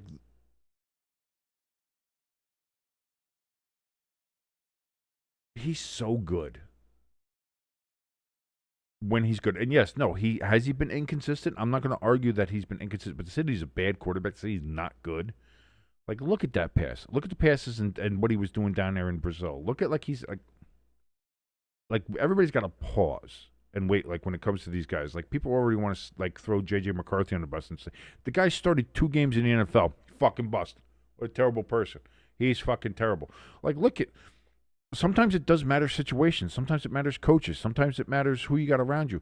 Like I said, look at Daniel Jones. Daniel Jones has played the best 2-game stretch he's had in his entire career. Not being with the New York Giants. Being out of that organization. Being away from the carnival ride of coaches. The carousel of bad coaches that they've had there for his entire time there. Who did they have? I think he might have started with McAdoo, and then they went to Joe Judge, and then they had Brian Daboll, just bad coach, bad coach, bad coach. No offensive line, no offensive line, no offensive line. No weapons, no weapons, no weapons. They finally had Malik Neighbors, but by that time, he still didn't have an offensive line, was getting killed. So, like, and now you see, you have to give these guys time. Like, nobody's, like, again, look at C.J. Stroud. Everybody said, oh, C.J. Stroud, he came right out and was an NFL quarterback, and he's great. And C.J. Stroud is good, but as we saw last year, bit of a regression. This year, again, it's only 2 games, but he hasn't been that super fantastic, dynamic player that we saw in his first season that everybody was clamoring over. Like, the C.J. Strouds and the Jaden Daniels are very rare. Those are rare ones. And even then, maybe they don't last the entire time. Maybe once people get film on them, it's not, they're not maybe as jaw-dropping as you might have thought they were. But like, sometimes you got to give these quarterback time. They need experience. The NFL game is not college. You have to. It's different. So I mean, you see that Herbert looks good. I'm sorry, and this is the thing. One of the greatest quarterbacks, maybe the greatest quarterback in NFL history, and I feel comfortable saying that as far as Aaron Rodgers go, as far as pure quarterback talent. That's going to be a first down for the Raiders. 1:37 remaining, and he got out of bounds, so that stops the clock. Aaron Rodgers, like, talent-wise, ability-wise, like his throw and his accuracy, I don't think there's been a better NFL quarterback than Aaron Rodgers. He sat on the bench for 3 years behind Favre, 2-3 years when he started his career. So relax with, oh, these people are busts. Start them now. This has to happen. Like, people in New York. After week 1, we're clamoring to start Jackson Dart. If you do that, you're going to ruin the fucking kid, especially with this coaching staff, or especially with this organization. You want to put him behind that offensive line? You'll fucking murder the kid. No, we're not doing that. We're not doing that. And I think because everybody just wants, it's the instant gratification thing. Everybody wants, oh, now. I need it now. I need it now. I need it now. I need it now. I need it now. TikTok now. I need this now. I need to see this. This is not. I want this to happen now. So, entertainment. I want this movie. Oh, I want this movie now. And you kind of see what happened like with Marvel movies when they started doing that. Like Marvel put out like a movie every year, every 2 years, and then they started getting good. Like everybody started to go, oh, these things can make money. These things can make money. Oh, look at how much money Marvel movies are making $1 billion each one. $1 billion. Geno Smith chucks it up the field. That's going to be picked off. Down at the 1 yard line with 1:01 left, Chargers get the ball on an interception. That's Geno's second of the night. And the Chargers are probably going to end this half with possession of the ball. But that's it. Then they started putting out like 2 movies a year. And they started putting out 2 movies a year and TV shows. And because they got Disney Plus, so now you can put TV shows out there. And they started just pumping shit out. And that, you know, it's always that thing of quantity over quality, and that comes with the NFL too. People just want to pump things out, and put this quarterback in there. Oh, he didn't work? Fine, get rid of him, get the next one. Oh, he doesn't work out, get rid of him, get the next one. Oh, this one didn't work out, get rid of him, get the next one. And it's like you have to learn how to build a team you have to build a team piece by piece. You have to build the offensive line first. Your offensive and defensive lines are the 2 spots that every team needs to start with. And the fact that there are teams that don't, New York Giants, Cincinnati Bengals, is infuriating. You can have all the skill position players in the world. If your quarterback doesn't have time to throw to your guys, it's not going to work. It doesn't fucking matter. And so, like I see with the whole Daniel Jones thing is very much that situation. You know, look what you put in behind, even just a general offensive line. Are the Colts an above average line? Maybe, I don't know. It might still be too early to tell. We'll see. But like, are they like the Eagles offensive line? Are they what the Kansas City offensive line was for the last couple of years? Maybe not so much this year now. I don't know. I'm not willing to go out there yet and say that. But it's a better offensive line than the Giants had, and you give this guy just that, just the bare minimum of protection. Just give him a couple of seconds to survey the field and throw the ball, and Daniel Jones looks like an all-pro quarterback. After being told he can't play, he's the reason the Giants suck. Brian Daboll last year basically said, we suck because of him, and so he's so bad we're cutting him.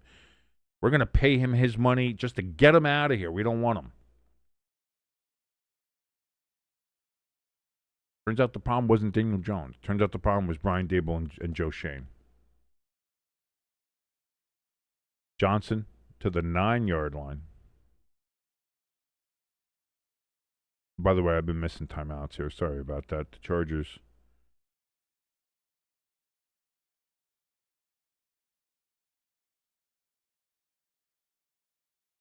They're down to 2. The Raiders are down to 1. The Raiders are trying to save some time, see if they can get the ball back here with any amount of time left.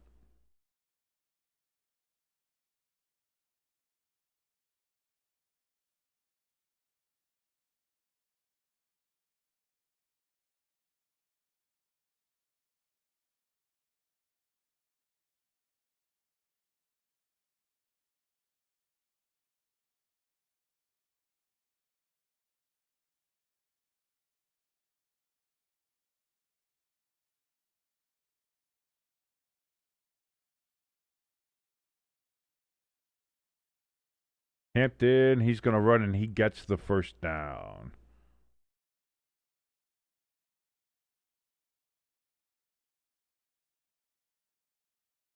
If I was the Chargers, I'd take a timeout and then take a shot down the field again. Why the fuck not? If you can get in a field goal range, put another 3 points on the board. Make it 20-6. Just try to get points on the board. Maybe I'm thinking too much with a Madden mindset. I don't know.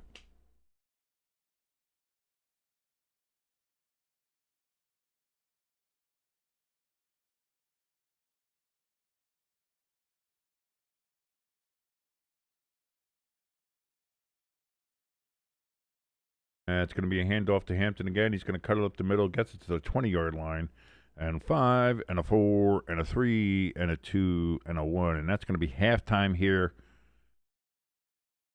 From the Death Star in Las Vegas, the Chargers with a 17-6 lead over the home team Raiders. And the Chargers also get the kickoff first in the second half. So this has a chance to get real ugly real quick. And then I'm going to be really upset that we chose this game to do it late night, because I could have been in bed already now, along with everybody else, instead of watching a bad football game.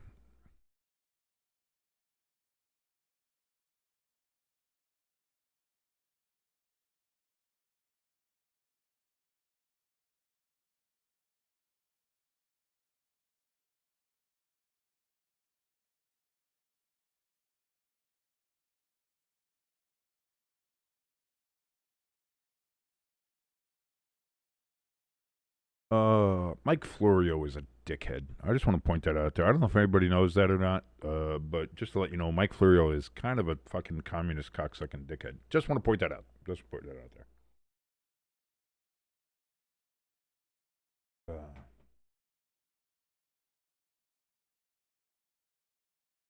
What are these stats? Let me take a look at these stats here. Right now, Herbert has 9 of 14 for 133 yards, 2 touchdowns. Geno Smith, 11 of 19 for 97 yards and 2 interceptions. That's going to give you a 17-6 score. It could be even worse than that. Herbert, by the way, is also the leading rusher for the Chargers. That's interesting. He's technically got 4 carries for 28 yards. Gentry, he's got 7 touches there for the Raiders. He's at 30 yards. So just 2 yards better than the Chargers quarterback. Quentin Johnson, he's got the 67 yards on 2 receptions, plus that long touchdown there.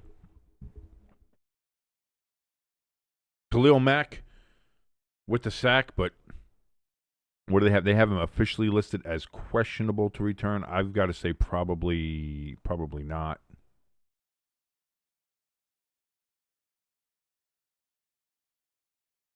I think they're saying it's an elbow. They're going to say it's an elbow injury, yeah, and you kind of saw that, yeah. That looks like he might need Tommy John surgery after that. Jesus Christ.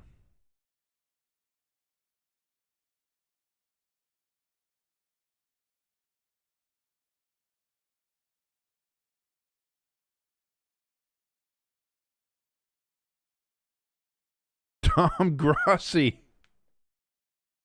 Brother, another man sitting up here late at night, just hanging out. There's Grossi hanging out with us here. Great. And we've got a guy, I can't even speak.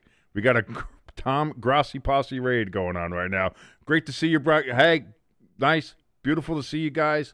Love you guys. Sending love. Thank you so much. I love the late nights. You got to love the late nights. Late night football lovers here. So it's great to see so many great late night football lovers here. Grossi posse sending love again. Big fan of Tom Grossi. I talk about him on here all the time, tell you the truth. Big inspiration for everybody here. Trailblazer, than which what he is. So fantastic. Great to see you. Love you. Look at this. This is amazing. Thank you, guys. Thank you so much. You guys are amazing.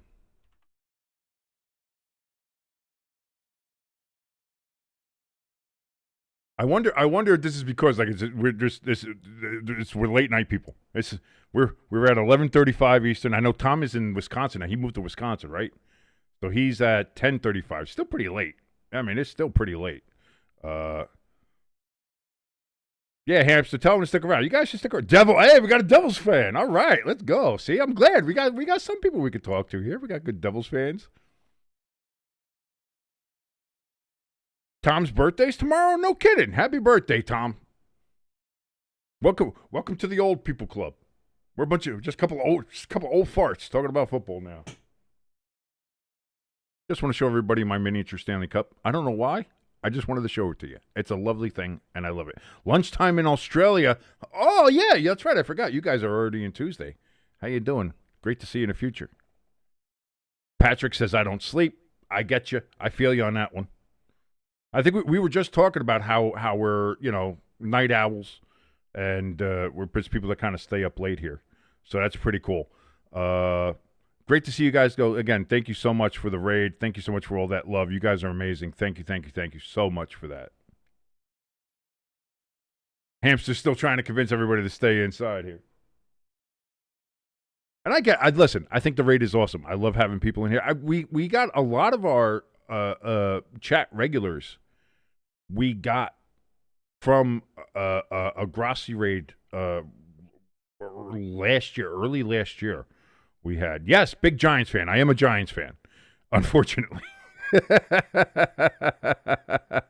Patrick, I am a Giants fan, unfortunately. That's it was a tough loss. One I was kind of expecting. I'm not the Giants fans kind of have a PTSD at this point. Like, even after Malik Neighbors' touchdown, it's like, how are we going to screw this up? How are we going to lose this game? Sure enough, we found a way. Sure enough, we did. And it's just one of those things you just know it. It's like as a Giants fan, we can't feel joy. I think we're just absent of joy now. We're not allowed to have it. Thank you, bud. Thank you for that. Believe it or not, I worked in radio for a little while. WBSX in Wilkes-Barre, Pennsylvania, back from 2011 to 2015, I think, is when I worked there.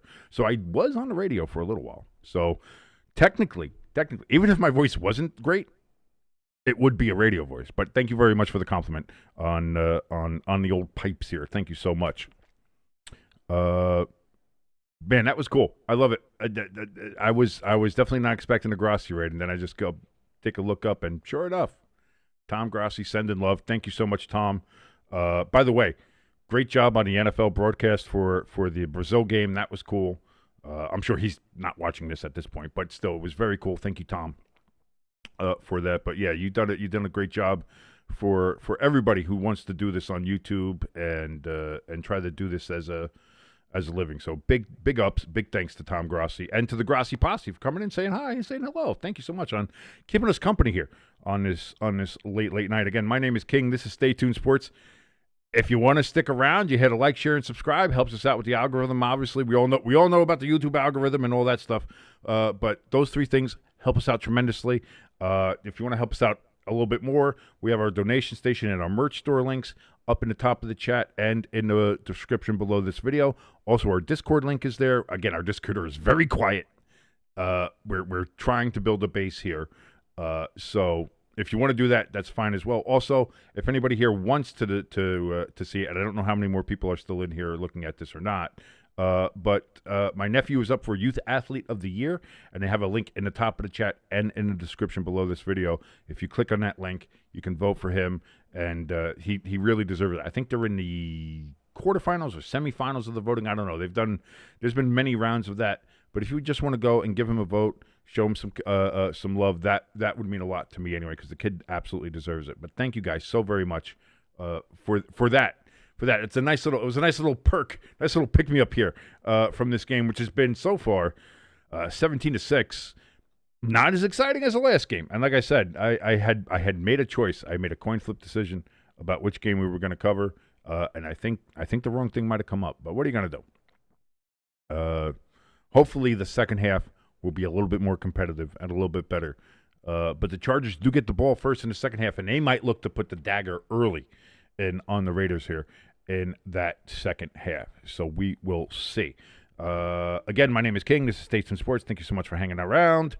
And if you are just joining us, we got a wonderful Grossi Posse raid from the man himself, the Godfather himself, who's actually apparently found out having a birthday tomorrow. So happy birthday to Tom! A little bit of birthday present from Tom to me, which is about a month late because my birthday was last month, August 25th.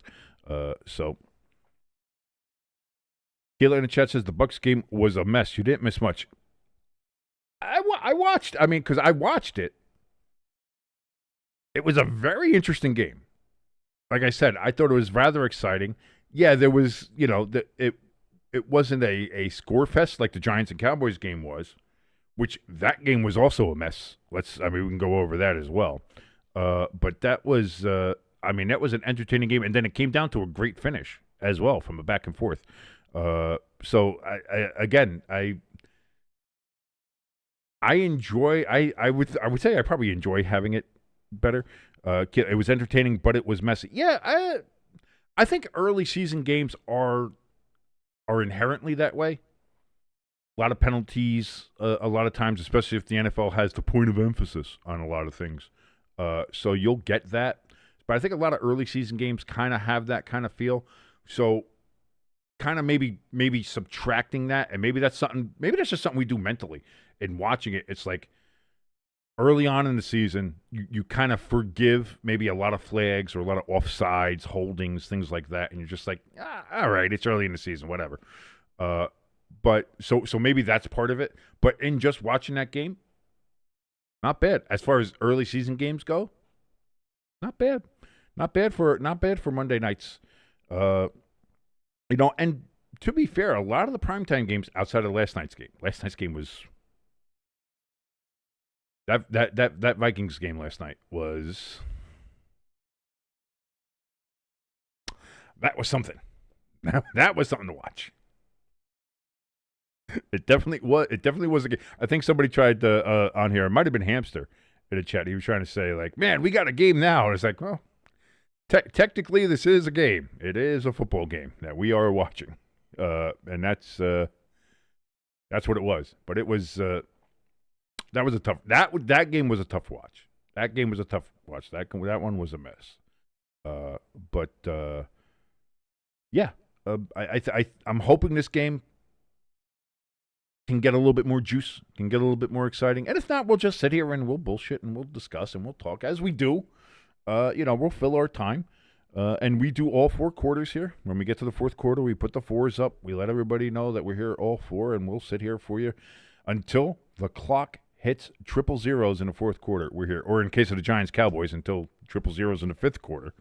We'll be here with you, hanging out and having a good time here. Again, my name is King. This is Stay Tuned Sports. Usually here with my co-host, Jimbo. He is not here on this late night because he clearly has work in the morning. He's a functioning member of society, unlike myself.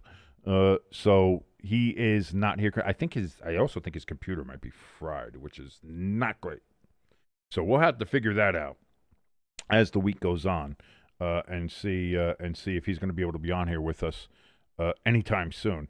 But again, thank you so much for joining us. I believe I want to make sure I'm reading your name right because sometimes my eyes play tricks on me. Is it Keela or Kyla? Is it Kyla or Keela? I don't want to pronounce it wrong. I don't want to be bad. I don't want to be a bad host,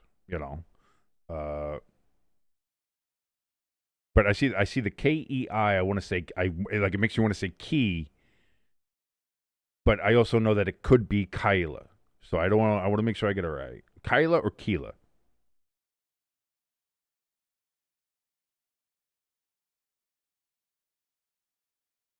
It is Keela. Okay.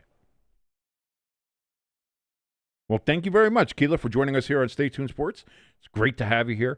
And now we're going to go ahead and see here as the second half is getting ready to get underway here. Oh, it's Key. Okay, sorry. So it is Keela, not Kyla. Okay, so there we go. I had it right, then I had it wrong, and now I have it right again. Okay. I mess things up so much. So here we go. Kickoff of the second half underway. Well, not underway yet. We're still waiting for the kick to happen, but we're set up for it. As the Chargers are going to go ahead and get the second half possession. Kick is picked up at the 5. It's going to be brought out to about the 26-yard line, and that's where the Chargers will go ahead and start the first possession of the second half.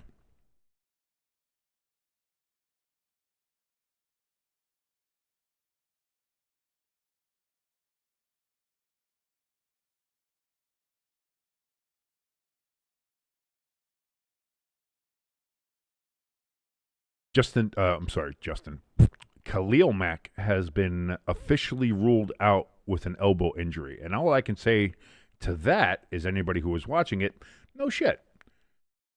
Handoff on a 1st and 10, and that's going to be a loss of about 2 yards there. Hampton with the carry, but the Raiders and Max Crosby right there in the backfield to put the kibosh on that particular play.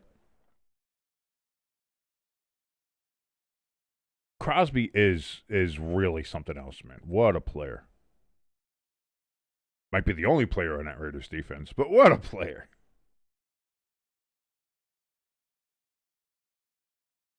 They're going to say only a 1-yard loss, so they gave him a little bit of forward progress on that one. 2nd and 11, Herbert in shotgun. Takes the snap, throws towards the sideline. That's going to be caught. Trey Harris with the reception. And Hebert, as cool as a cucumber.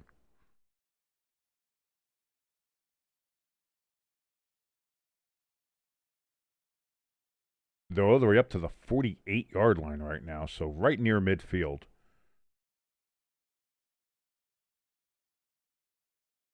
Herbert throws. That one's going to be to Thompson. And that's only going to be good for about 2 yards. But the Chargers, it seems like the Chargers are starting to get into a little bit of a flow here. And if that happens, this game could be, like, I have a feeling, like, honestly, if the Chargers score here, I have a feeling that it's lights out already. Lad McConkey. Oh, laddie boy. That's going to be about a 12-yard gain. First down in Raiders territory are the Chargers goal. Chargers goal.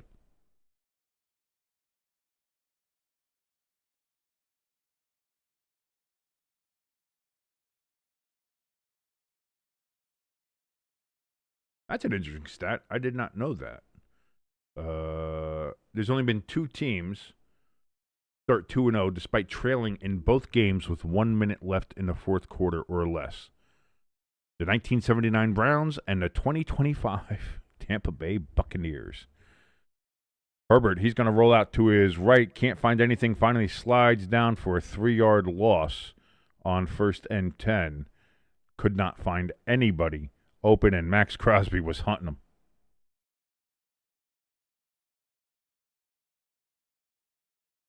So, 2nd and 13 upcoming here.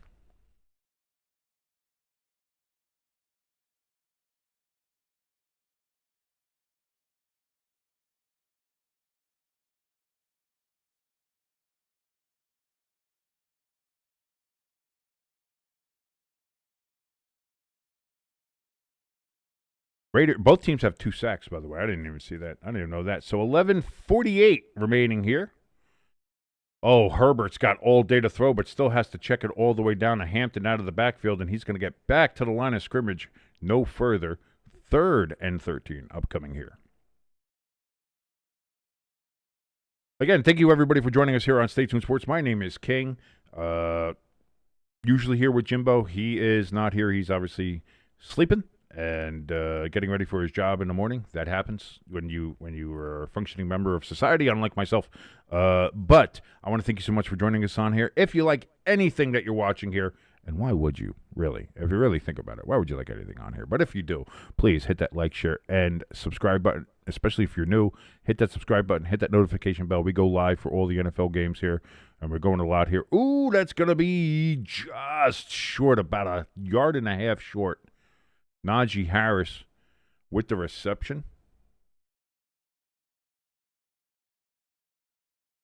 And it looks like the Chargers are going to go for it on 4th down here. 4th and 2, they're going to say.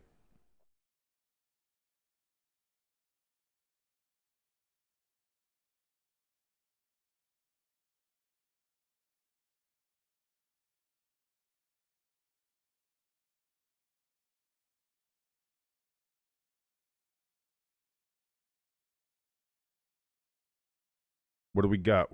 The Raiders. The Raiders have taken a very early timeout here in the second half. I'm not sure about that. I'm not sure that's the way you want to go.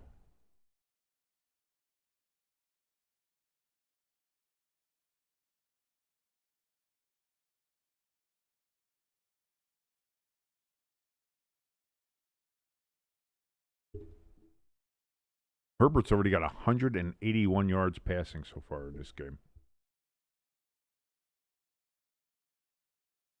That's it. 14 to 19, 181, 2 touchdowns, and he's already, I think he still is the leading rusher for the Chargers there at 28 yards, as you can see on the screen there. I always forget that things get reversed over here, so I have to point towards my refrigerator to get to the stats. So here we go, 4th and 2. Herbert under center. Play action, pass over the middle, and that's going to be caught. And now down to the 5-yard line.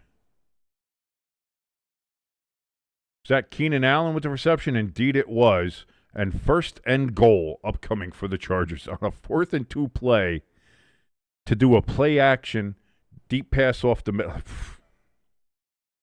This is what I was talking about before. Why do I don't understand why people kept on saying like, oh, Herbert is so he's not who we think he is. He's not. People want to put him on a pedestal, but he's not great. He's not great. I think Herbert's a good quarterback. What are we even talking about here?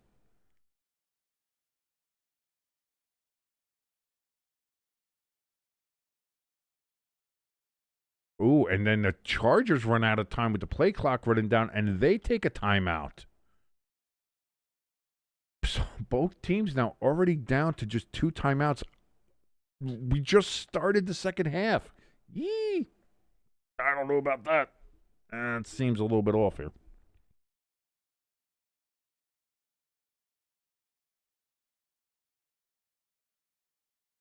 My, oh, my, oh, my. Boy, it is late. I'm used to not being up. Well, no, that's not true. I think there was a game last year. Might have been I think it was the Bears Texans Sunday night game that just went on forever. And it wasn't even like a weather delay one. We've had the weather delay ones that didn't end until like 1 o'clock. I know that. But I remember that Bears Texans one because it was so boring. Ooh, Hampton gets it down to the 2-yard line.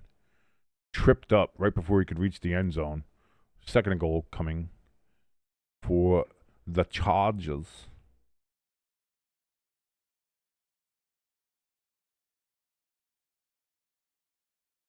Did everybody leave with the? I know the Grassi Posse people may stay, may not.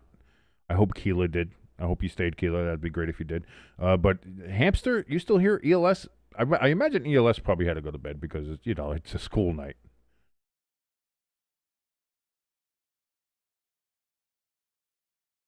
I know ELS doesn't like ELS looks like a school kid. I know he's not, but he looks like a school kid. And the Chargers get stopped again trying to get in the end zone. They got no gain on that one. 3rd and goal upcoming here for the Chargers.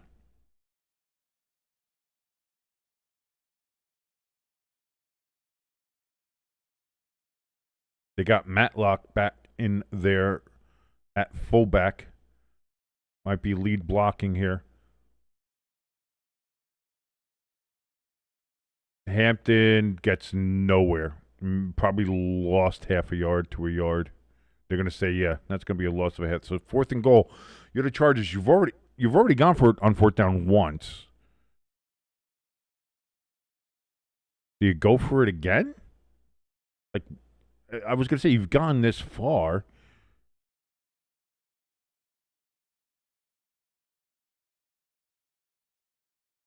I don't know. But no, they're going to kick it. Dicker kicker out there.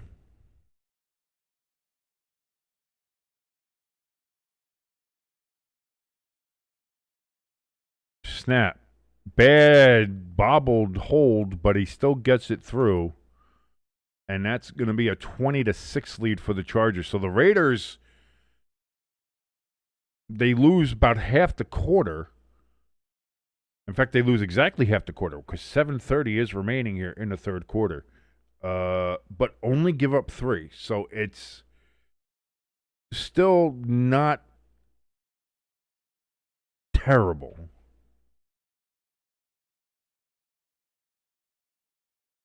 It's a 2-touchdown game.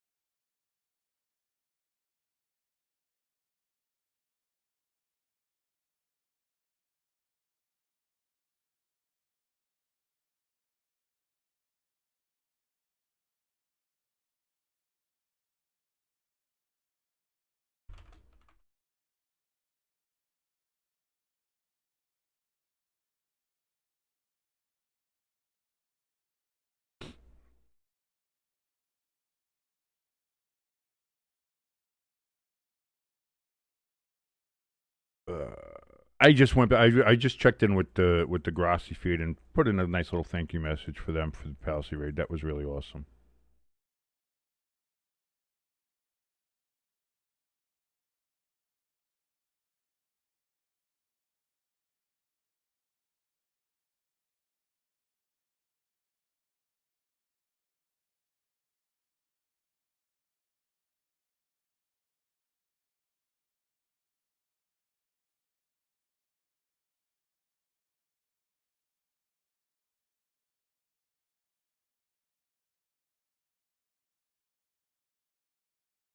So what do we got here? Getting ready to kick this off here. Oh, yeah, I got to change possession now. Get ready for the possession to go over to the Raiders as they're going to get their first possession of the second half.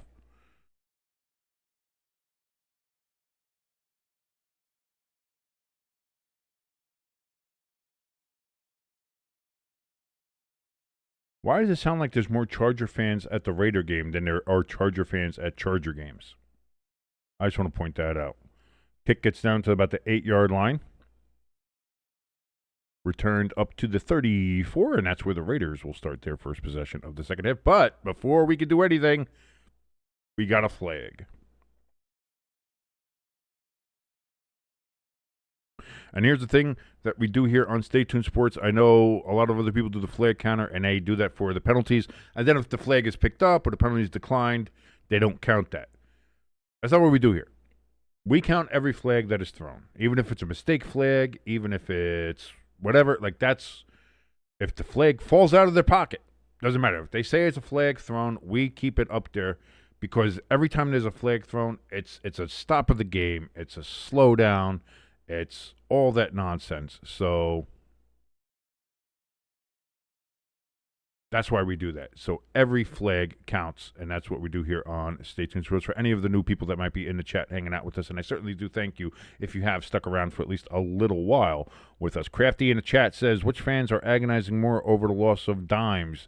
The Giant. I think there's the Giants fans who were, wow, almost another interception on 1st and 10 for the Chargers.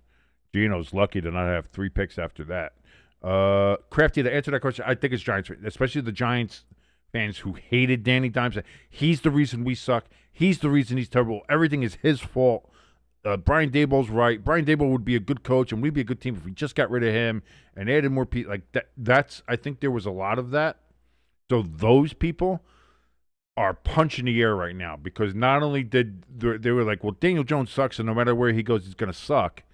Now he's had 2 career games. Genty making some cuts, gets up to about the 25-yard line.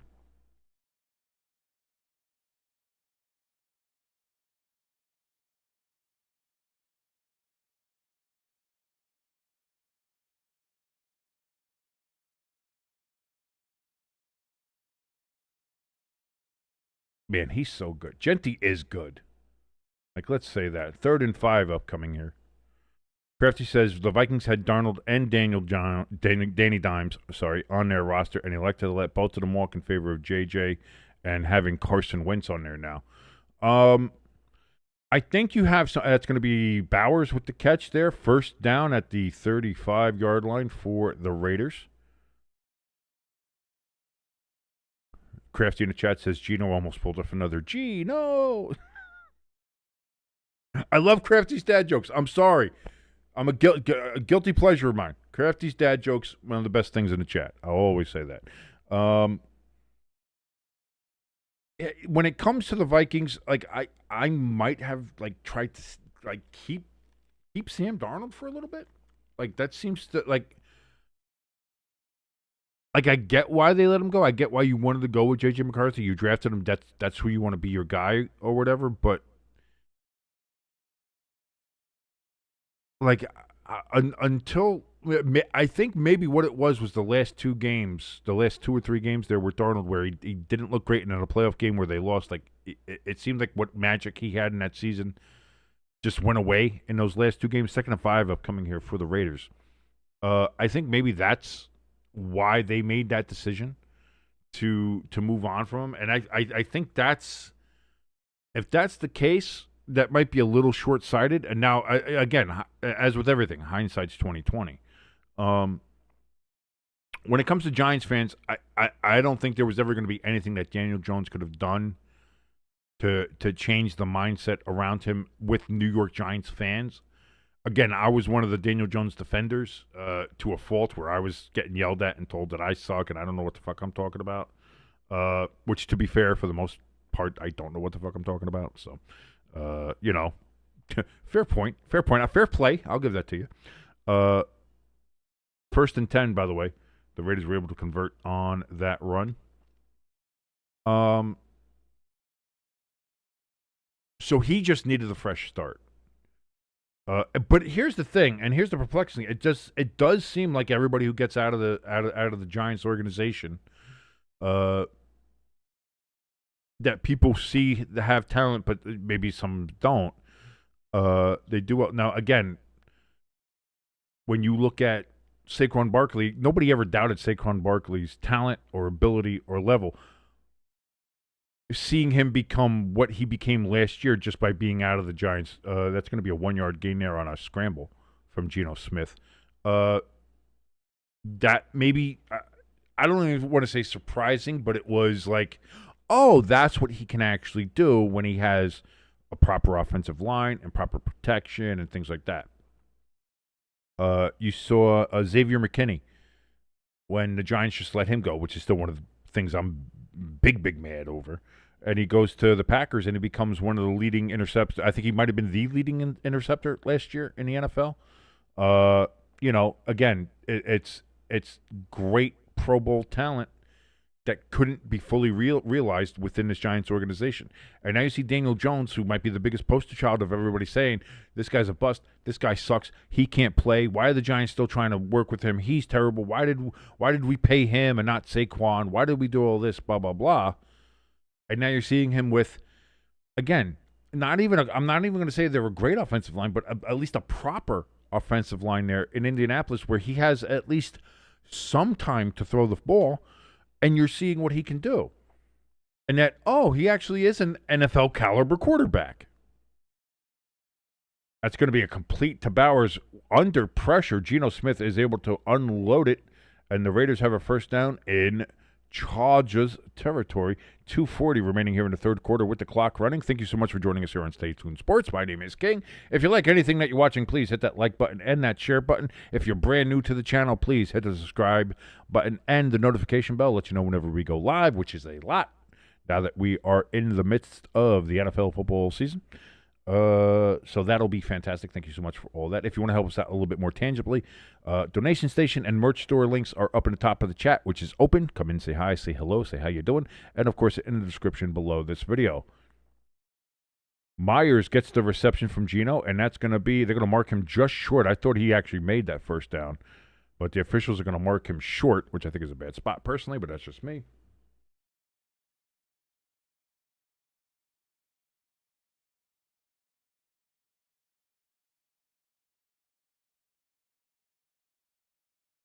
Crafty in the chat says they didn't want to give Darnold a big new contract, but I imagine they could have enticed Dimes to stay at a good price. It seems like Daniel Jones wanted a place to start, and that from what we heard from like his agent is that's what he was looking for. And Geno was looking for a receiver, did not see him there, or the receiver just was miscommunication because he wasn't even looking at the pass. Hi, Raiders cheerleaders. Very nice to see you. And the Vikings made it known at the end of last year that they were going to go with it was JJ's team. And so even if, let's say, Darnold was to stay or Daniel Jones was to stay, they weren't going to be the starter for long. Like, it was going to be handed over to J.J. McCarthy, or it was just going to be his outright. So I think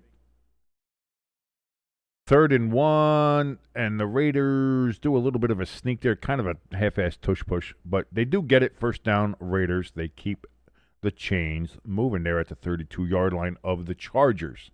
So, yeah, I get why Jones left, and I get why they, they didn't even offer Darnold because if you're either one of those guys, like Darnold wants to start. Like he had a great season, and why? You got to figure. Hey, listen, yeah, it didn't end the way we wanted it to, but I still had a great season, and I want to start somewhere. I feel like I'm an NFL quality quarterback. And Genti gets nothing on that run. It's going to be second and maybe 11, depending on the spot. Might have gotten back to the line of scrimmage, and it looks like he did. Second and 10 upcoming for the Raiders.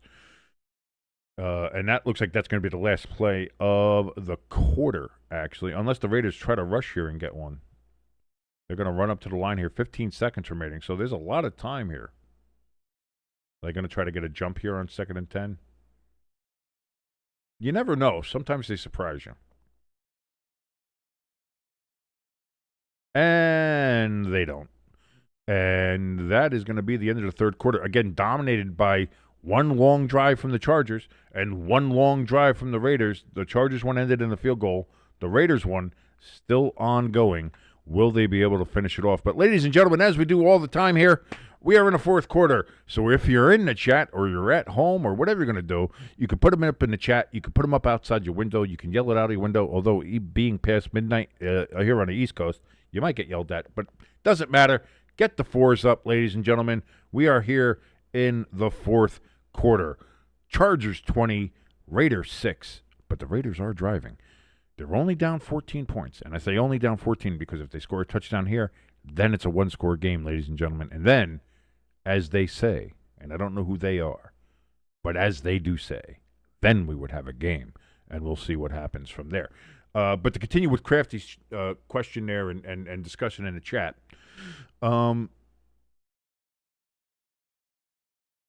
I get where all parties are standing on this. Like, I get why the Vikings wanted to move on to JJ. I get why Daniel Jones was like, I'm not going to stay here. I'm going to go somewhere where I can start.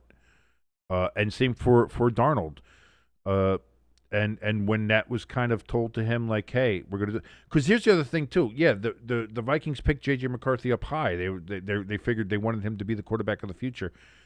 And when you have a general manager and you have a staff and an organization that picks somebody that high, they don't want to admit they're wrong, and they want to give that person that they picked and that they believed in all the chances in the world.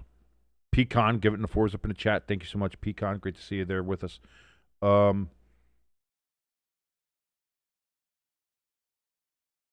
That's led to a lot of general managers and head coaches getting fired for, what they call like the sunk cost fallacy. Lloyd, great to see you in the chat. You missed. We had another Grassi Posse raid, man. That was great. It was fantastic. That was fun. That was fantastic, and hopefully we got a couple more people. We had Keela in here. I don't know if Keela's still with us, but that was cool. Had a great conversation with her. She was fantastic.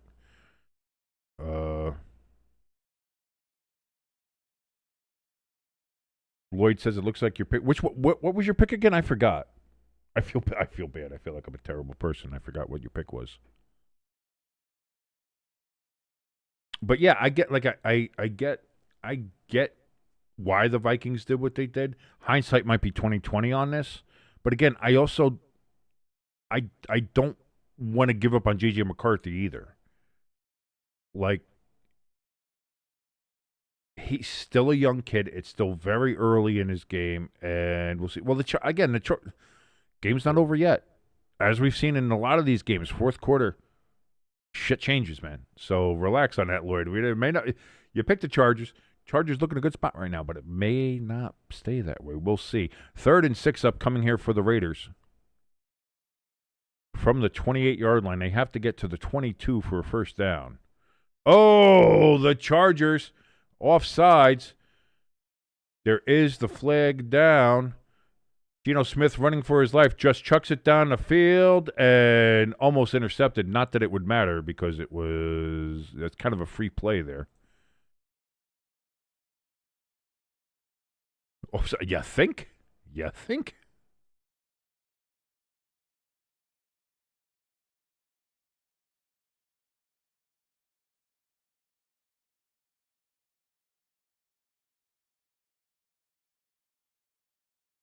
So after that 5-yard penalty, makes a 3rd and 6 to a 3rd and 1. Chargers have had 5 penalties for 28 yards. Raiders 4 for 37 yards. So 9 total accepted penalties. We've had 10 flags total in the game. Myers gets it first down, gets it down to about the 18-yard line, and it is a fresh set of downs, 1st and 10 for the Raiders. So, yeah, I don't want to give up on J.J. McCarthy yet. I don't. If I'm a Vikings fan, I wouldn't either. I think you have to. Right now, if you're a Vikings fan, I think you have to get comfortable with the fact that you're not going to have the success that you had last year, at least in a regular season. Can you still make the playoffs? Yes. Again, you still have Addison, who's coming back after next week. Next week is the last game of his suspension. Geno had all day to throw, too high for Brock Bowers. 2nd and 10. So you still have Addison that's going to come back. You have a very talented team and offensive players. You do have a talented defense. Again, you have a very young quarterback who just started his first 2 games. Yes, 7 of his first 8 quarters are not great. But Lloyd asks in the chat, is Tom Grassi aware of you and Jimbo? I'm not sure if he's aware of us, like of our existence. I'm sure that when it usually comes with the Grassi raids, like he at halftime he looks for other channels, small channels like us with our only 230 something subscribers, or I think we're at 242 at last count. So he looks for people like that, and he does the Grassi Posse raid where the people go in and they say, "What's up?" in the chat. They give you a couple likes. They give you a couple of, hopefully some do some shares and subscribes or something. You pick up a couple of subscriptions, I think, from it. And I certainly hope that we did it as well. I don't know if we did or not, but that would be cool if we did. But it's just a cool thing that he does, being as being the big guy on campus, to share it down to us little folks. Yes. As Lloyd says, at least he gives back. Yes, that's what I mean. It's a very cool thing that he does. Geno Smith, he's going to run. Oh, takes a hit. We got a flag down, though. This one looks like it might be coming back. Could be holding. And that's going to negate a great run and a hit there from Geno. He took a lick.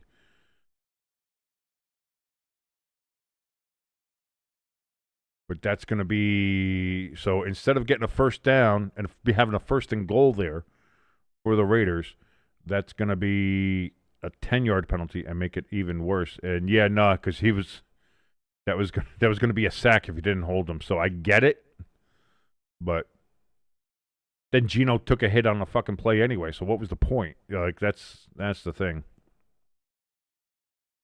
Lloyd says you earned 20 plus. Hey. Thank you, Grassi Posse. See, that's what I mean. Listen, every little bit helps. Every little bit helps, and it's fantastic. And I want to thank everybody out there who was a part of it, and especially thank Tom for doing it again. That's 2 years in a row now, where we've gotten a posse raid from Tom. So that's again, it's really cool, and that's why when I talk on here.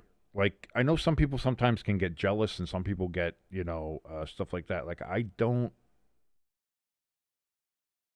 feel that way. Like it's stuff. There's no like envy. There's no like, oh man, I wish I could do that, and I wish I had as many as him, and I mean, I do wish I had that, but like I'm not angry at him for having it. Like if you know what I'm trying to say. Like I've seen people be angry at other people for having success, and that's definitely never going to be the case as far as that goes. Again, what Tom has done is very cool, and I do love what he does. And again, a lot of what I'm doing is based on, because it's a thing where I always. By the way, Raiders get a field goal there, as I'm talking about all this, but that's really not going to help them as far as trying to get back into this game, as it is 20-9, still an 11-point game. Because I had always had the thought, or like before I really ever thought of having a YouTube channel, or if I could ever have a YouTube channel. I didn't have any of the equipment to do it. But I was like, man, you know what'd be cool? Is like if I could do my own like play-by-play, be a play-by-play. I could watch the game and I could do my own stuff, and I could curse a little or something and be like, what a fucking play, or do something like that, and be like, oh, be a little edgy or whatever. But like kind of do your own thing and things like that. Tom did that. He did that. He was able to do that and do that on YouTube. And I remember coming across him a couple of years ago now and being like, your first thought is like, fuck, somebody beat me to it. Somebody had my idea and they did it great and they're doing better. And it's like shit. But he does more than that. Like he does the skits, he's got the bits, like the whole NFL scripted thing is fucking amazing what he does. Putting out the fans' reactions to games almost immediately after games are over. Like the guy works his ass off. Guy does great. There's a reason why he just bought a house in Wisconsin. There's a reason why he just went out there and he's able to do that. There's a reason why he's encroaching on 1 million subscribers. There's a reason for that. The guy puts out fantastic content. The guy does all that stuff. That's not something to be jealous of. That's something to aspire to. That's what you have to look at. Like that idea of having envy or jealousy over that, or being like, well, fuck him. I don't want to. No, absolutely not. I aspire to be one day at my 44 years of age, so I'm an old fuck. So, I mean, like, it's weird to aspire to somebody who's obviously very much younger than I am. But to have that level of success and to put out the content that not the content that he's putting, like not doing a carbon copy, but put out the level of content that he puts out. Same with Brandon Perna. That's somebody else who I absolutely look up to and love watching his channel. He puts out fantastic content. I love a lot of his videos. Again, and he's somebody who's now so good. Like he has writers and he has editors and he has things like that. Like that's a fantastic thing. Like that, I would love to be able to do that. Right now, I have 17 cents in my bank account, so I can't afford a writer right now, or editors, or do stuff. Like everything I do here is me, as best as I can do it. But like, because I've seen people on here, whether it's something like this, whether it's Tom Grassi or other people like that, or other channels of people doing content and being like people being upset or angry that they're having success and they're not, and whatever. Like I've never been that, and I've always had that thing of not. I don't want to be angry. I'm not angry at people for having success. You have to look at what other people have done. Look at someone like Tom. Someone like Tom. See what they've done, and be like, that's what I aspire to be.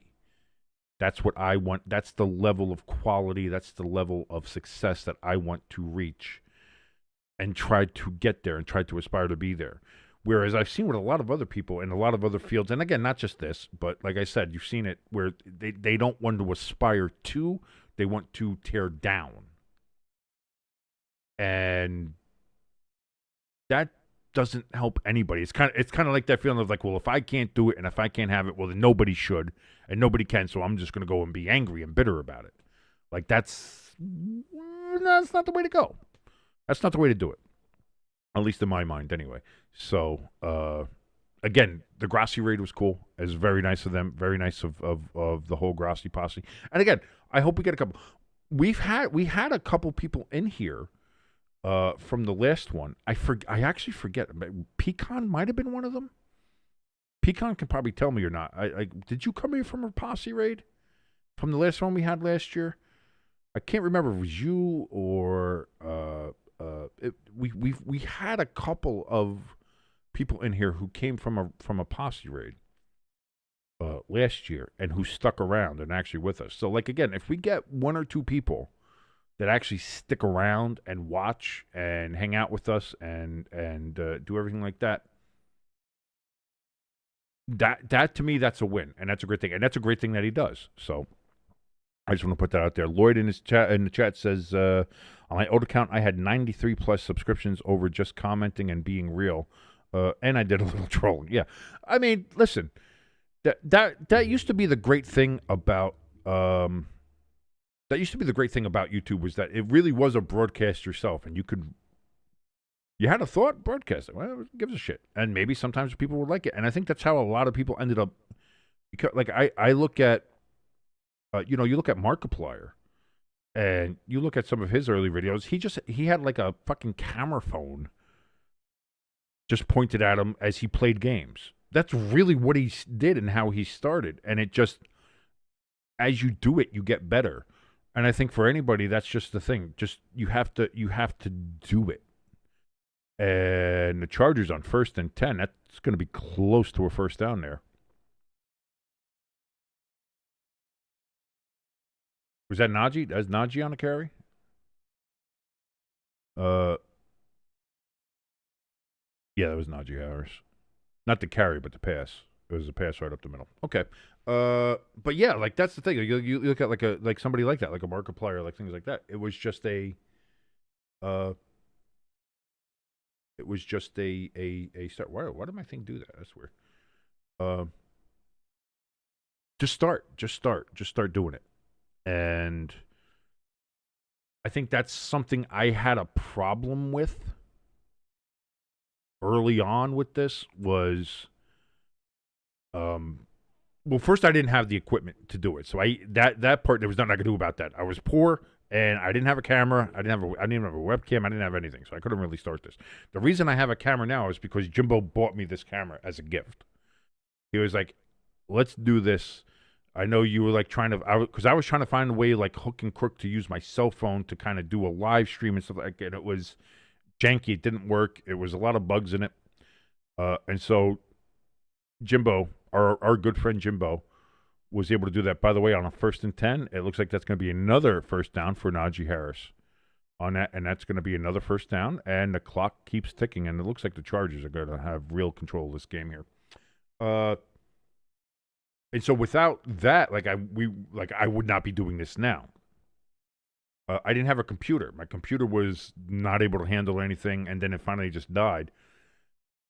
My parents, God bless them, went and bought me a computer because they were like, "You need something." They know I was good at incomplete pass there on 1st and 10. They were like, "You need something." And they know that I didn't have any money. Oh, we got a flag down. What's this?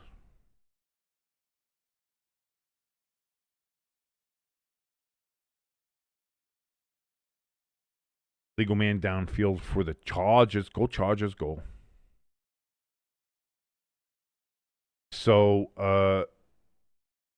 because they were like, you do graphics, you do graphic T-shirts and things like that, and maybe that can help you do that, but you need that and you need something. So they picked up the flag, no flag, but they threw it. It counts. It stays on the ticker.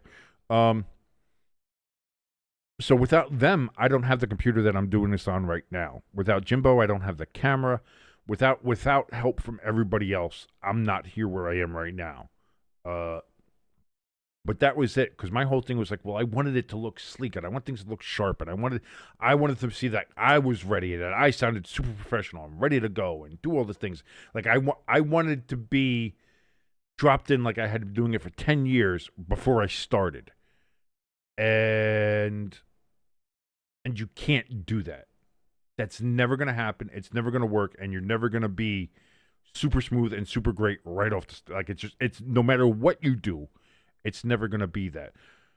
Lad McConkey almost got away to a first down, but on that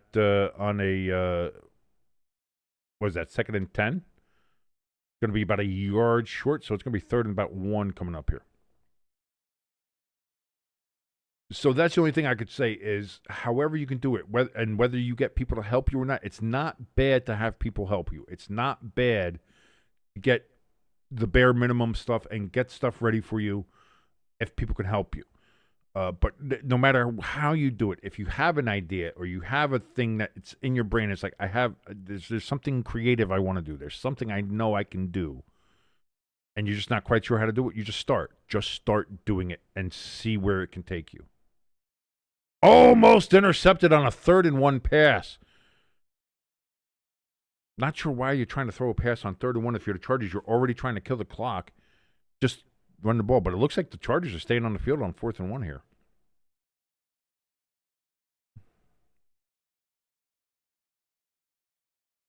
Lloyd says you got to push through the adversity here on YouTube and never sell out. Well, Lloyd, here's the thing. If I get advertisement opportunities, I will sell out faster than a motherfucker you'll ever see in your life. I will cover myself. I will look like a goddamn NASCAR. You give me enough money, I'll do it. When you're poor, you realize, boy, I will do a lot of things for money.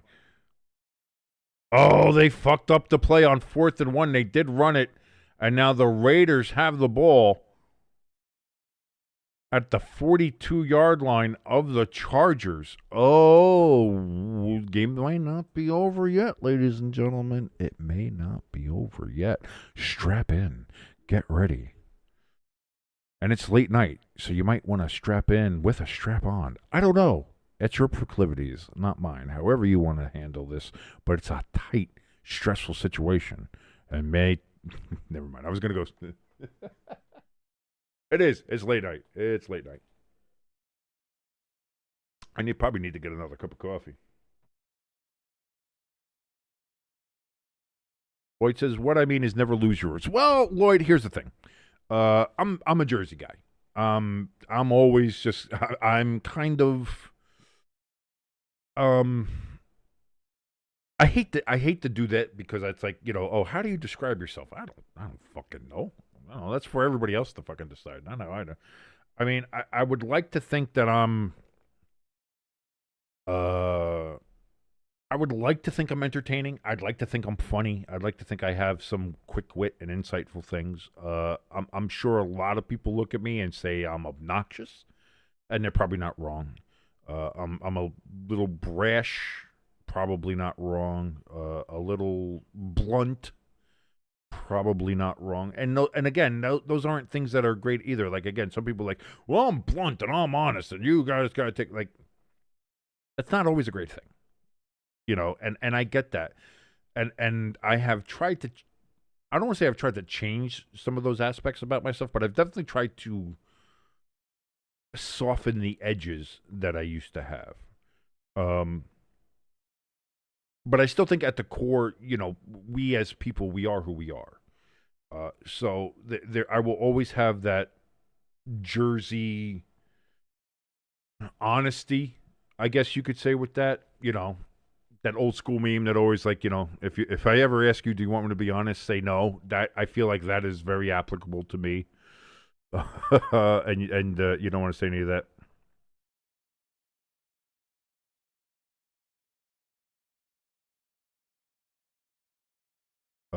Lloyd says you can be LA Beast and still support your family. He's from New Jersey and is considered the golden retriever of YouTube. That's what I mean. It's like I understand that, and I think that's the crux of it. Especially, I feel like Jersey people are just more like that. And I know Jersey gets a lot of hate and a lot of bullshit from a lot of places, but I really do feel like New Jersey people, that we're a unique breed of people. And yeah, we say shit and might have a little bit more of a harder edge on us than most people. But Bowers, that's going to be caught for a gain of about 7 yards. 2nd and 3 upcoming here for the Raiders. 7:57 and counting remaining here in the fourth quarter. So as far as that goes, as far as you mean by like not losing who I am or my roots or anything, if things start to go on an uptick, yeah, no, like that's just what it is, which is probably why I'm not going to get a lot of success or anything like that. And I've kind of maybe come to that conclusion as well of just I probably would have been in a lot better. Ooh, big pass from Gino. Tipped way too high. And that was dangerous. Could have been intercepted. Was not, though.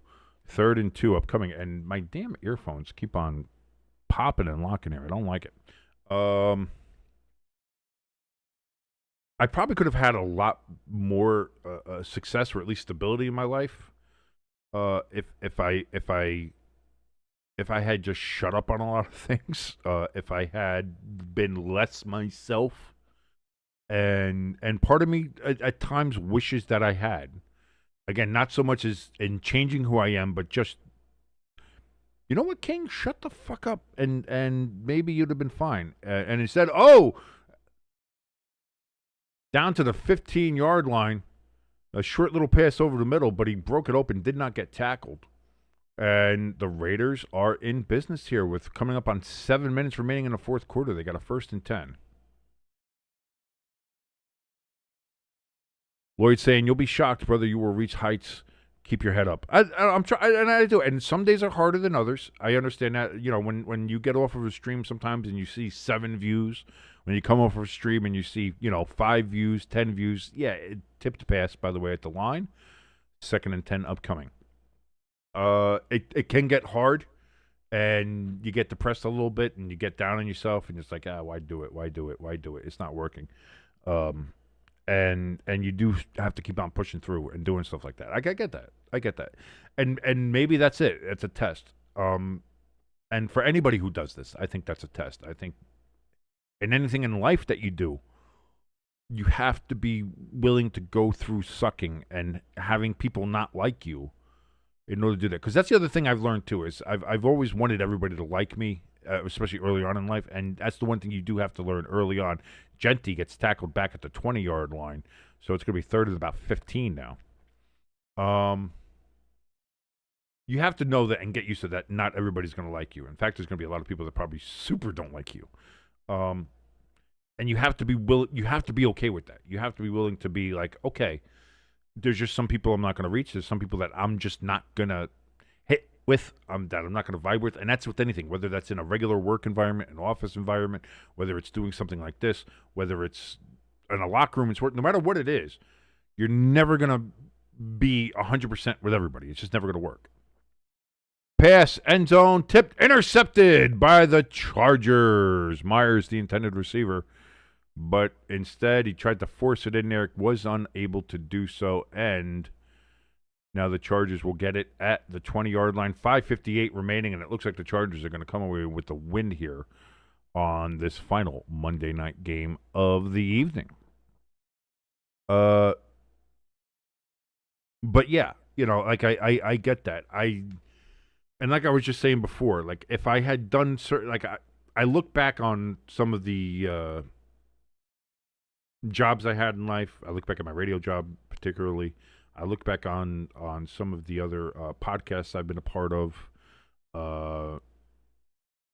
and wonder if I just would have shut the fuck up, if I would have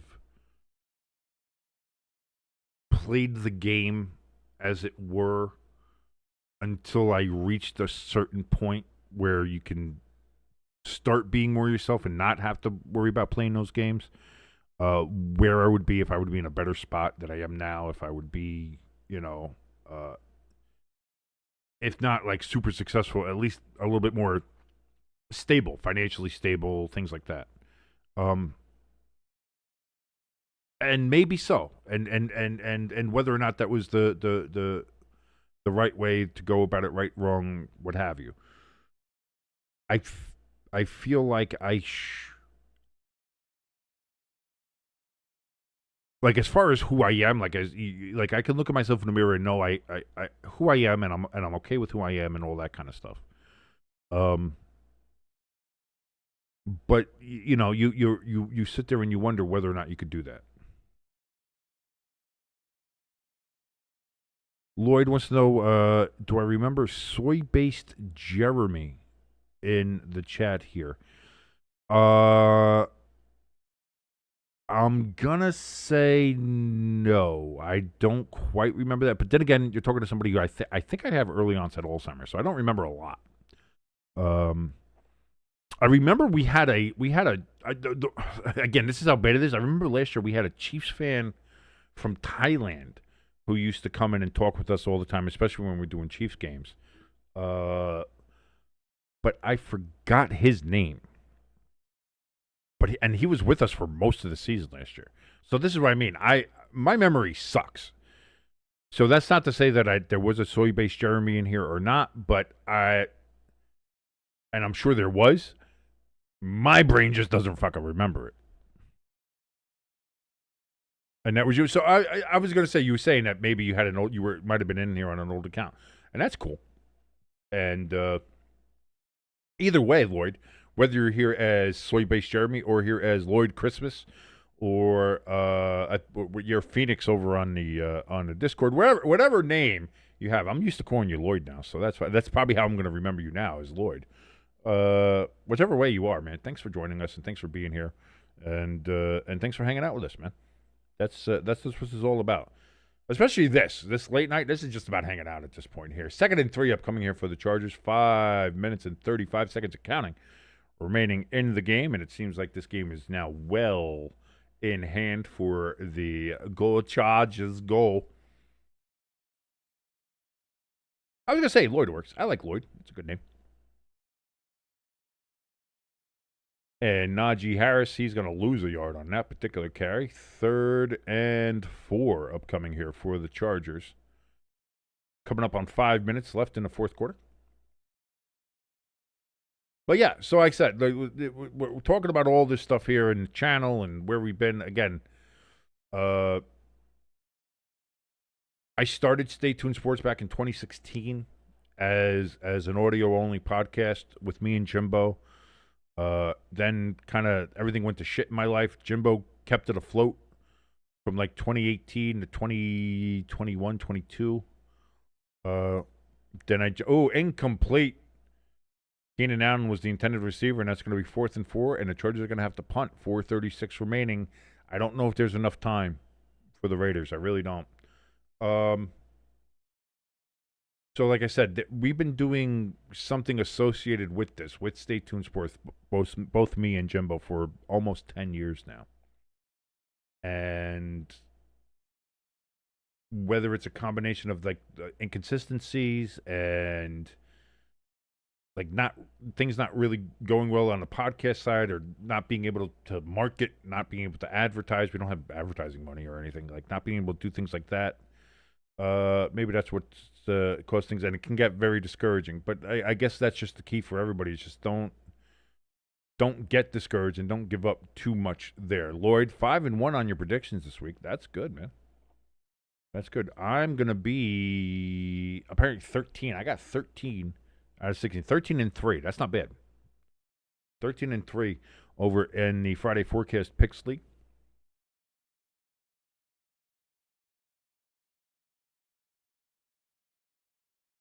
So, yeah, I'll take that. I'll take 13 wins. That sounds good to me.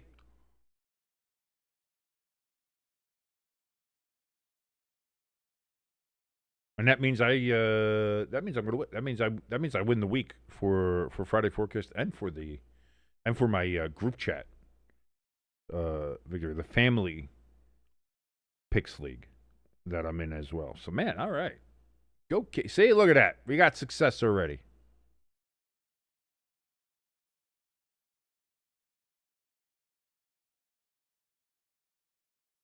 Check the Twitter here, see what's going on in the Twitterverse. Any news breaking?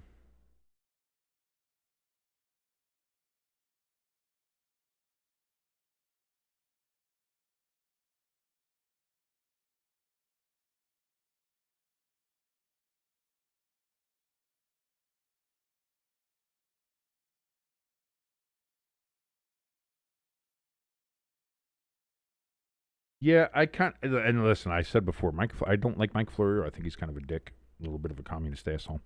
But on this one, I do kind of agree about the two Monday night. Like, I don't like the two Monday night overlapping games. I'm not a big fan.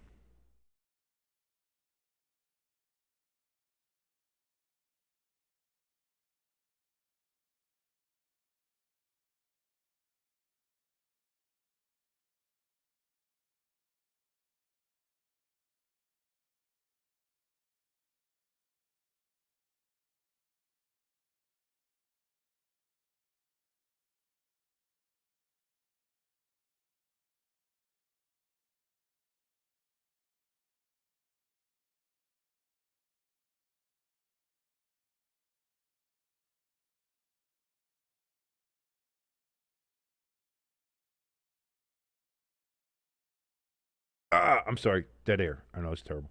Lloyd in the chat, he says Mike Florio and Chris Sims shit on Mike Florio and Chris Sims are just when you think Mike Florio couldn't be the worst person to say something, then he teams with like it's the two most infuriating people in the world. Like Chris Sims is, I don't know where he gets half his fucking takes from. Like I don't want to shit on people. And again, Chris. People are going to sit there and say, well, hey, Chris is a lot more successful than you. He's played in the NFL. And I know that. His dad played in the NFL. I was a fan of his dad when I was a kid. I know that. I played against Chris Sims when I played in high school.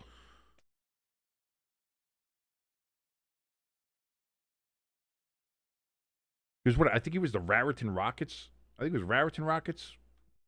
And we played a scrimmage against them at Bayonne High School when I was there.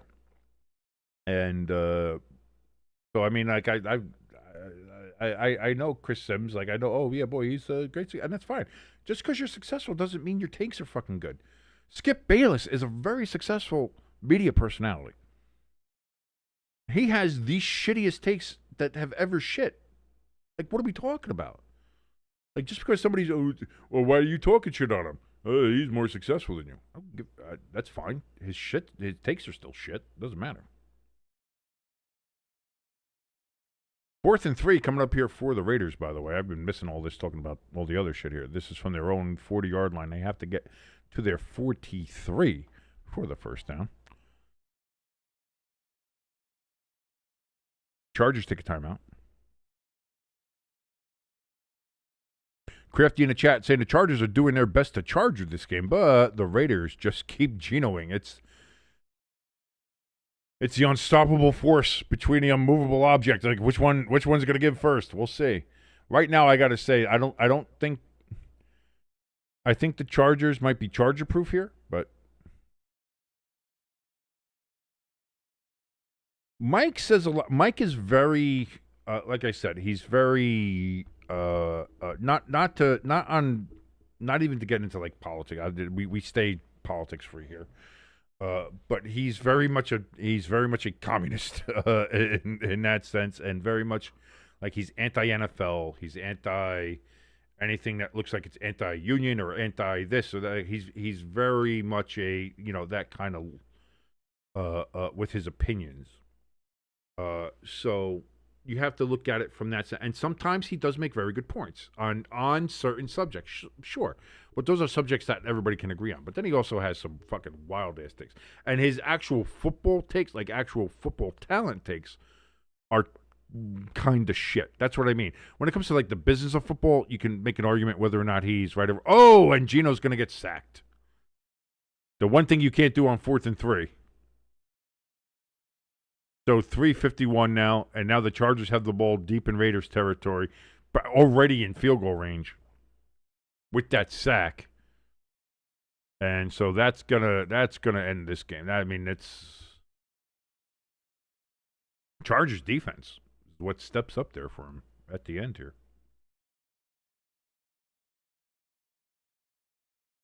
So that's what I mean. Like, if you want to take it like Florio's takes when it comes to like football business stuff, or the Roger Goodell in the league side, or the NFLPA, like I can understand that, and even I think some of those are a little wonky with him. But like, I think he's he can make a valid point on those things every now and then. But for his actual like football takes, like of the game and things like that, yeah, he's not great. He's not great, and Chris Sims isn't great either. And the Chargers fumble the ball. And the Raiders get it back, so we're not done yet.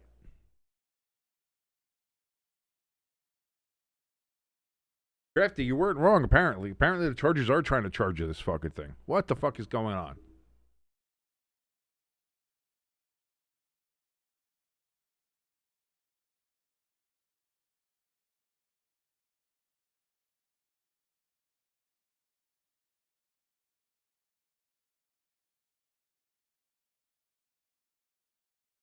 Yeah, Hampton just dropped it. What are we doing?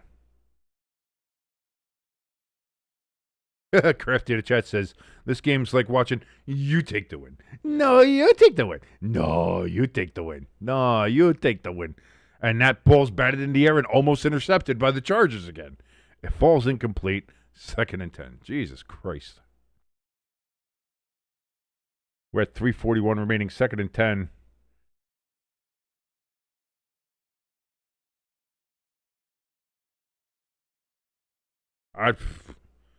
Again, it seems it's 11 points. You got 3:41.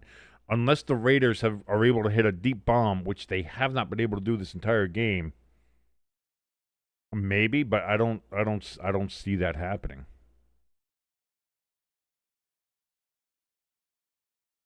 Again, you can't.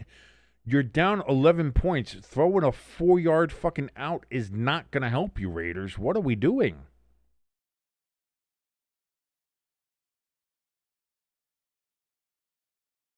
Gino over the middle. Oh, Brock tried for one hand. He was getting grabbed by the Charger there.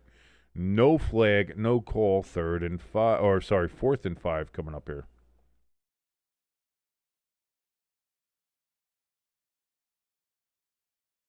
Pete Carroll about to lose his shit.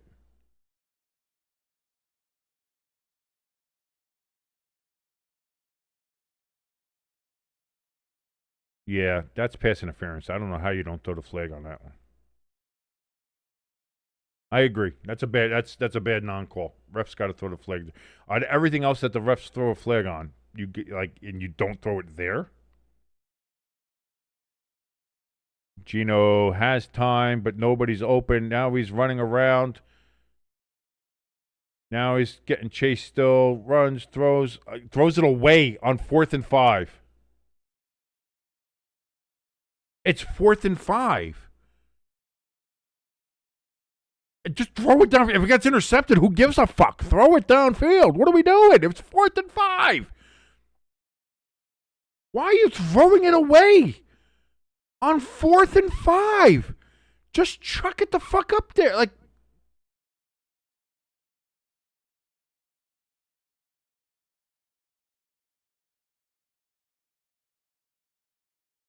Just throw it up. Oh my God, it's another interception. Who cares?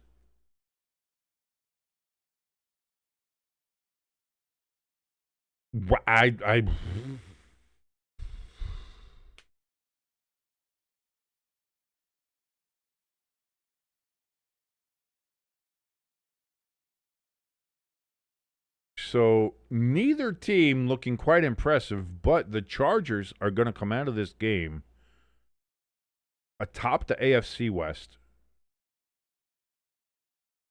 2-0. Raiders and Broncos will be 1-1, and the Kansas City Chiefs at the bottom of the division at 0-2.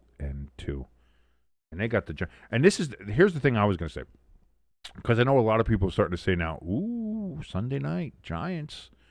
The way they played against the Cowboys, they got a chance. The Chiefs, they have a chance to beat the Chiefs. Can the Chiefs be 0-3 after week 3? I'm going to tell you this right now. You saw the Giants put on the performance they put on against Cowboys. Knowing the Giants the way I know the Giants, I expect the Giants to lose by at least 24 on Sunday night to the Chiefs. Giants are going to lose by at least 24. Herbert throws to Keenan Allen. It's going to be a first down. Lloyd in the chat says, I know a player on the Raiders. He's from my city.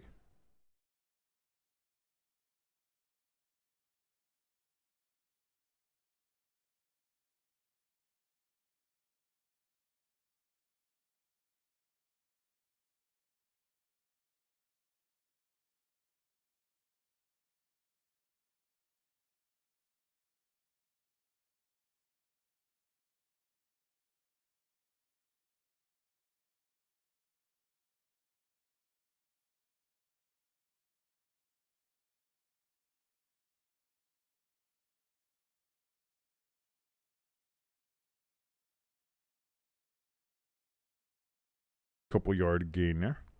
Raiders take their final timeout.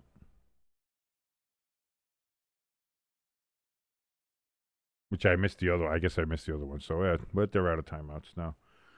Crafty in the chat says Giants fans sounding like Jets fans after the Pittsburgh loss. Listen, it's not a case of like like, oh, well, Jet fans have suffered more, or whatever. It's just this is 15 years of this, and seeing these games happen the way they do, and you'll have this is not the first time the Giants have had a game where it's like, ooh, maybe we woke up. Maybe Giants are looking good. Giants got a chance here. Giants are going to do that. And then you get to the next game, and it's like a team that might not be playing well, kind of like how the Chiefs are. It's like, ooh, Giants got a chance here. Giants might got a chance. And then they get the fucking doors blown off. And it's usually at home. For some reason, the Giants at home do not play well in this 15-year era that they've had. They don't play well in prime time. Najee Harris gets the first down and then slides down. We got a flag.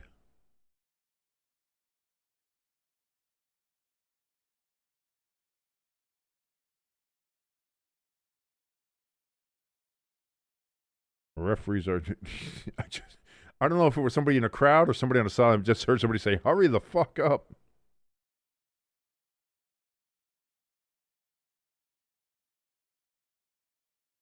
Illegal formation on the Chargers. So take away the first down and the supposed clock killing move.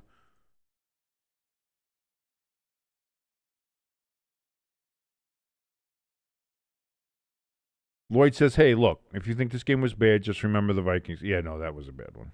That was a bad game. That game last night, because that game was boring and slow. At least this one had a couple of decent plays, a couple of good, decent, fun plays here. Yeah, that Vikings and Falcons game was trying to watch old people fuck. That was a bad game. Herbert, he's going to slide down on 2nd and 11. Scraped his knee up pretty badly.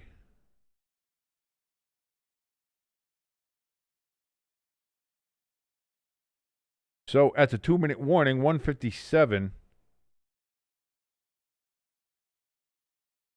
157 remaining. Chargers are going to be facing a third and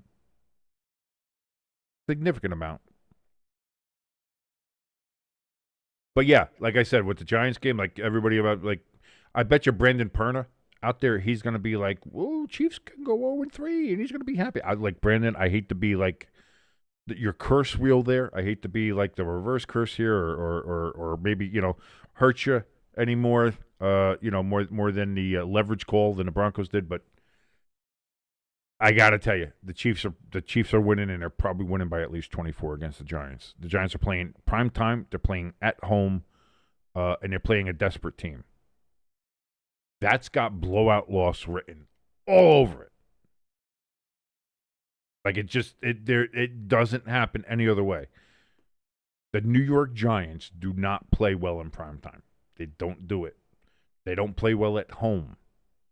They don't do it. They don't play well at home in prime time. They don't play well at home in prime time after it looks like they might have turned the corner and might be playing well, and they don't play well at home in prime time when it looks like they've turned the corner and are playing well against a team that is desperate. All of those factors put together, put them in the computer. Algorithm says Giants lose by at least 24. That's what the formula says. Now, can that formula be proven wrong? Sure. Just like anything in science, in predictions. Look at weather. Look at people who predict the weather.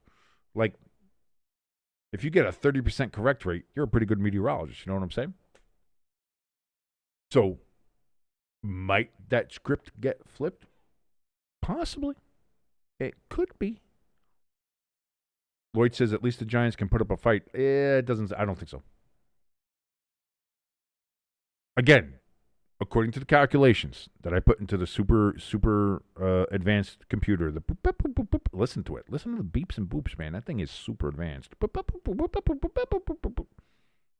That's a top quality computer right there, letting us know by all the mathematical calculations and physics and and, the gravitational well of the Andromeda Galaxy moving at 2 million miles an hour. According to all of that and space-time fabric, calculations say Giants lose by at least 24.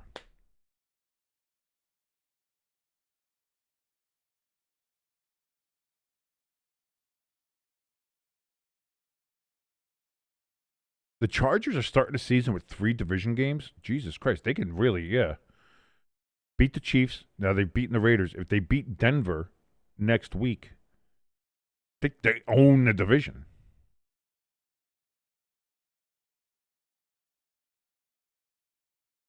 First and 10, that's going to be a kneel down from the Chargers. So just a couple more kneel downs, and this game will be over.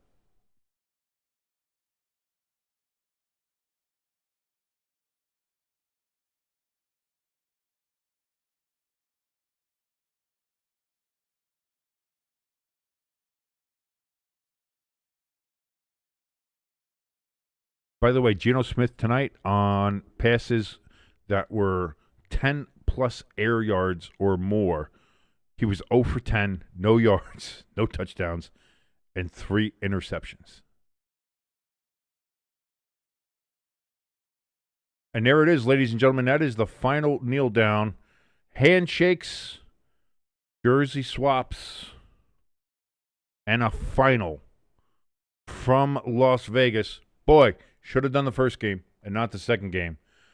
But it's on, it's done, and it's over, done and dusted. The Los Angeles Chargers 20, the Las Vegas Raiders 9. And the Chargers now have a commanding 2-0 record. They have a 2-0 divisional record, and they play the Broncos next week for a chance to go 3-0 to start the season and 3-0 in the division.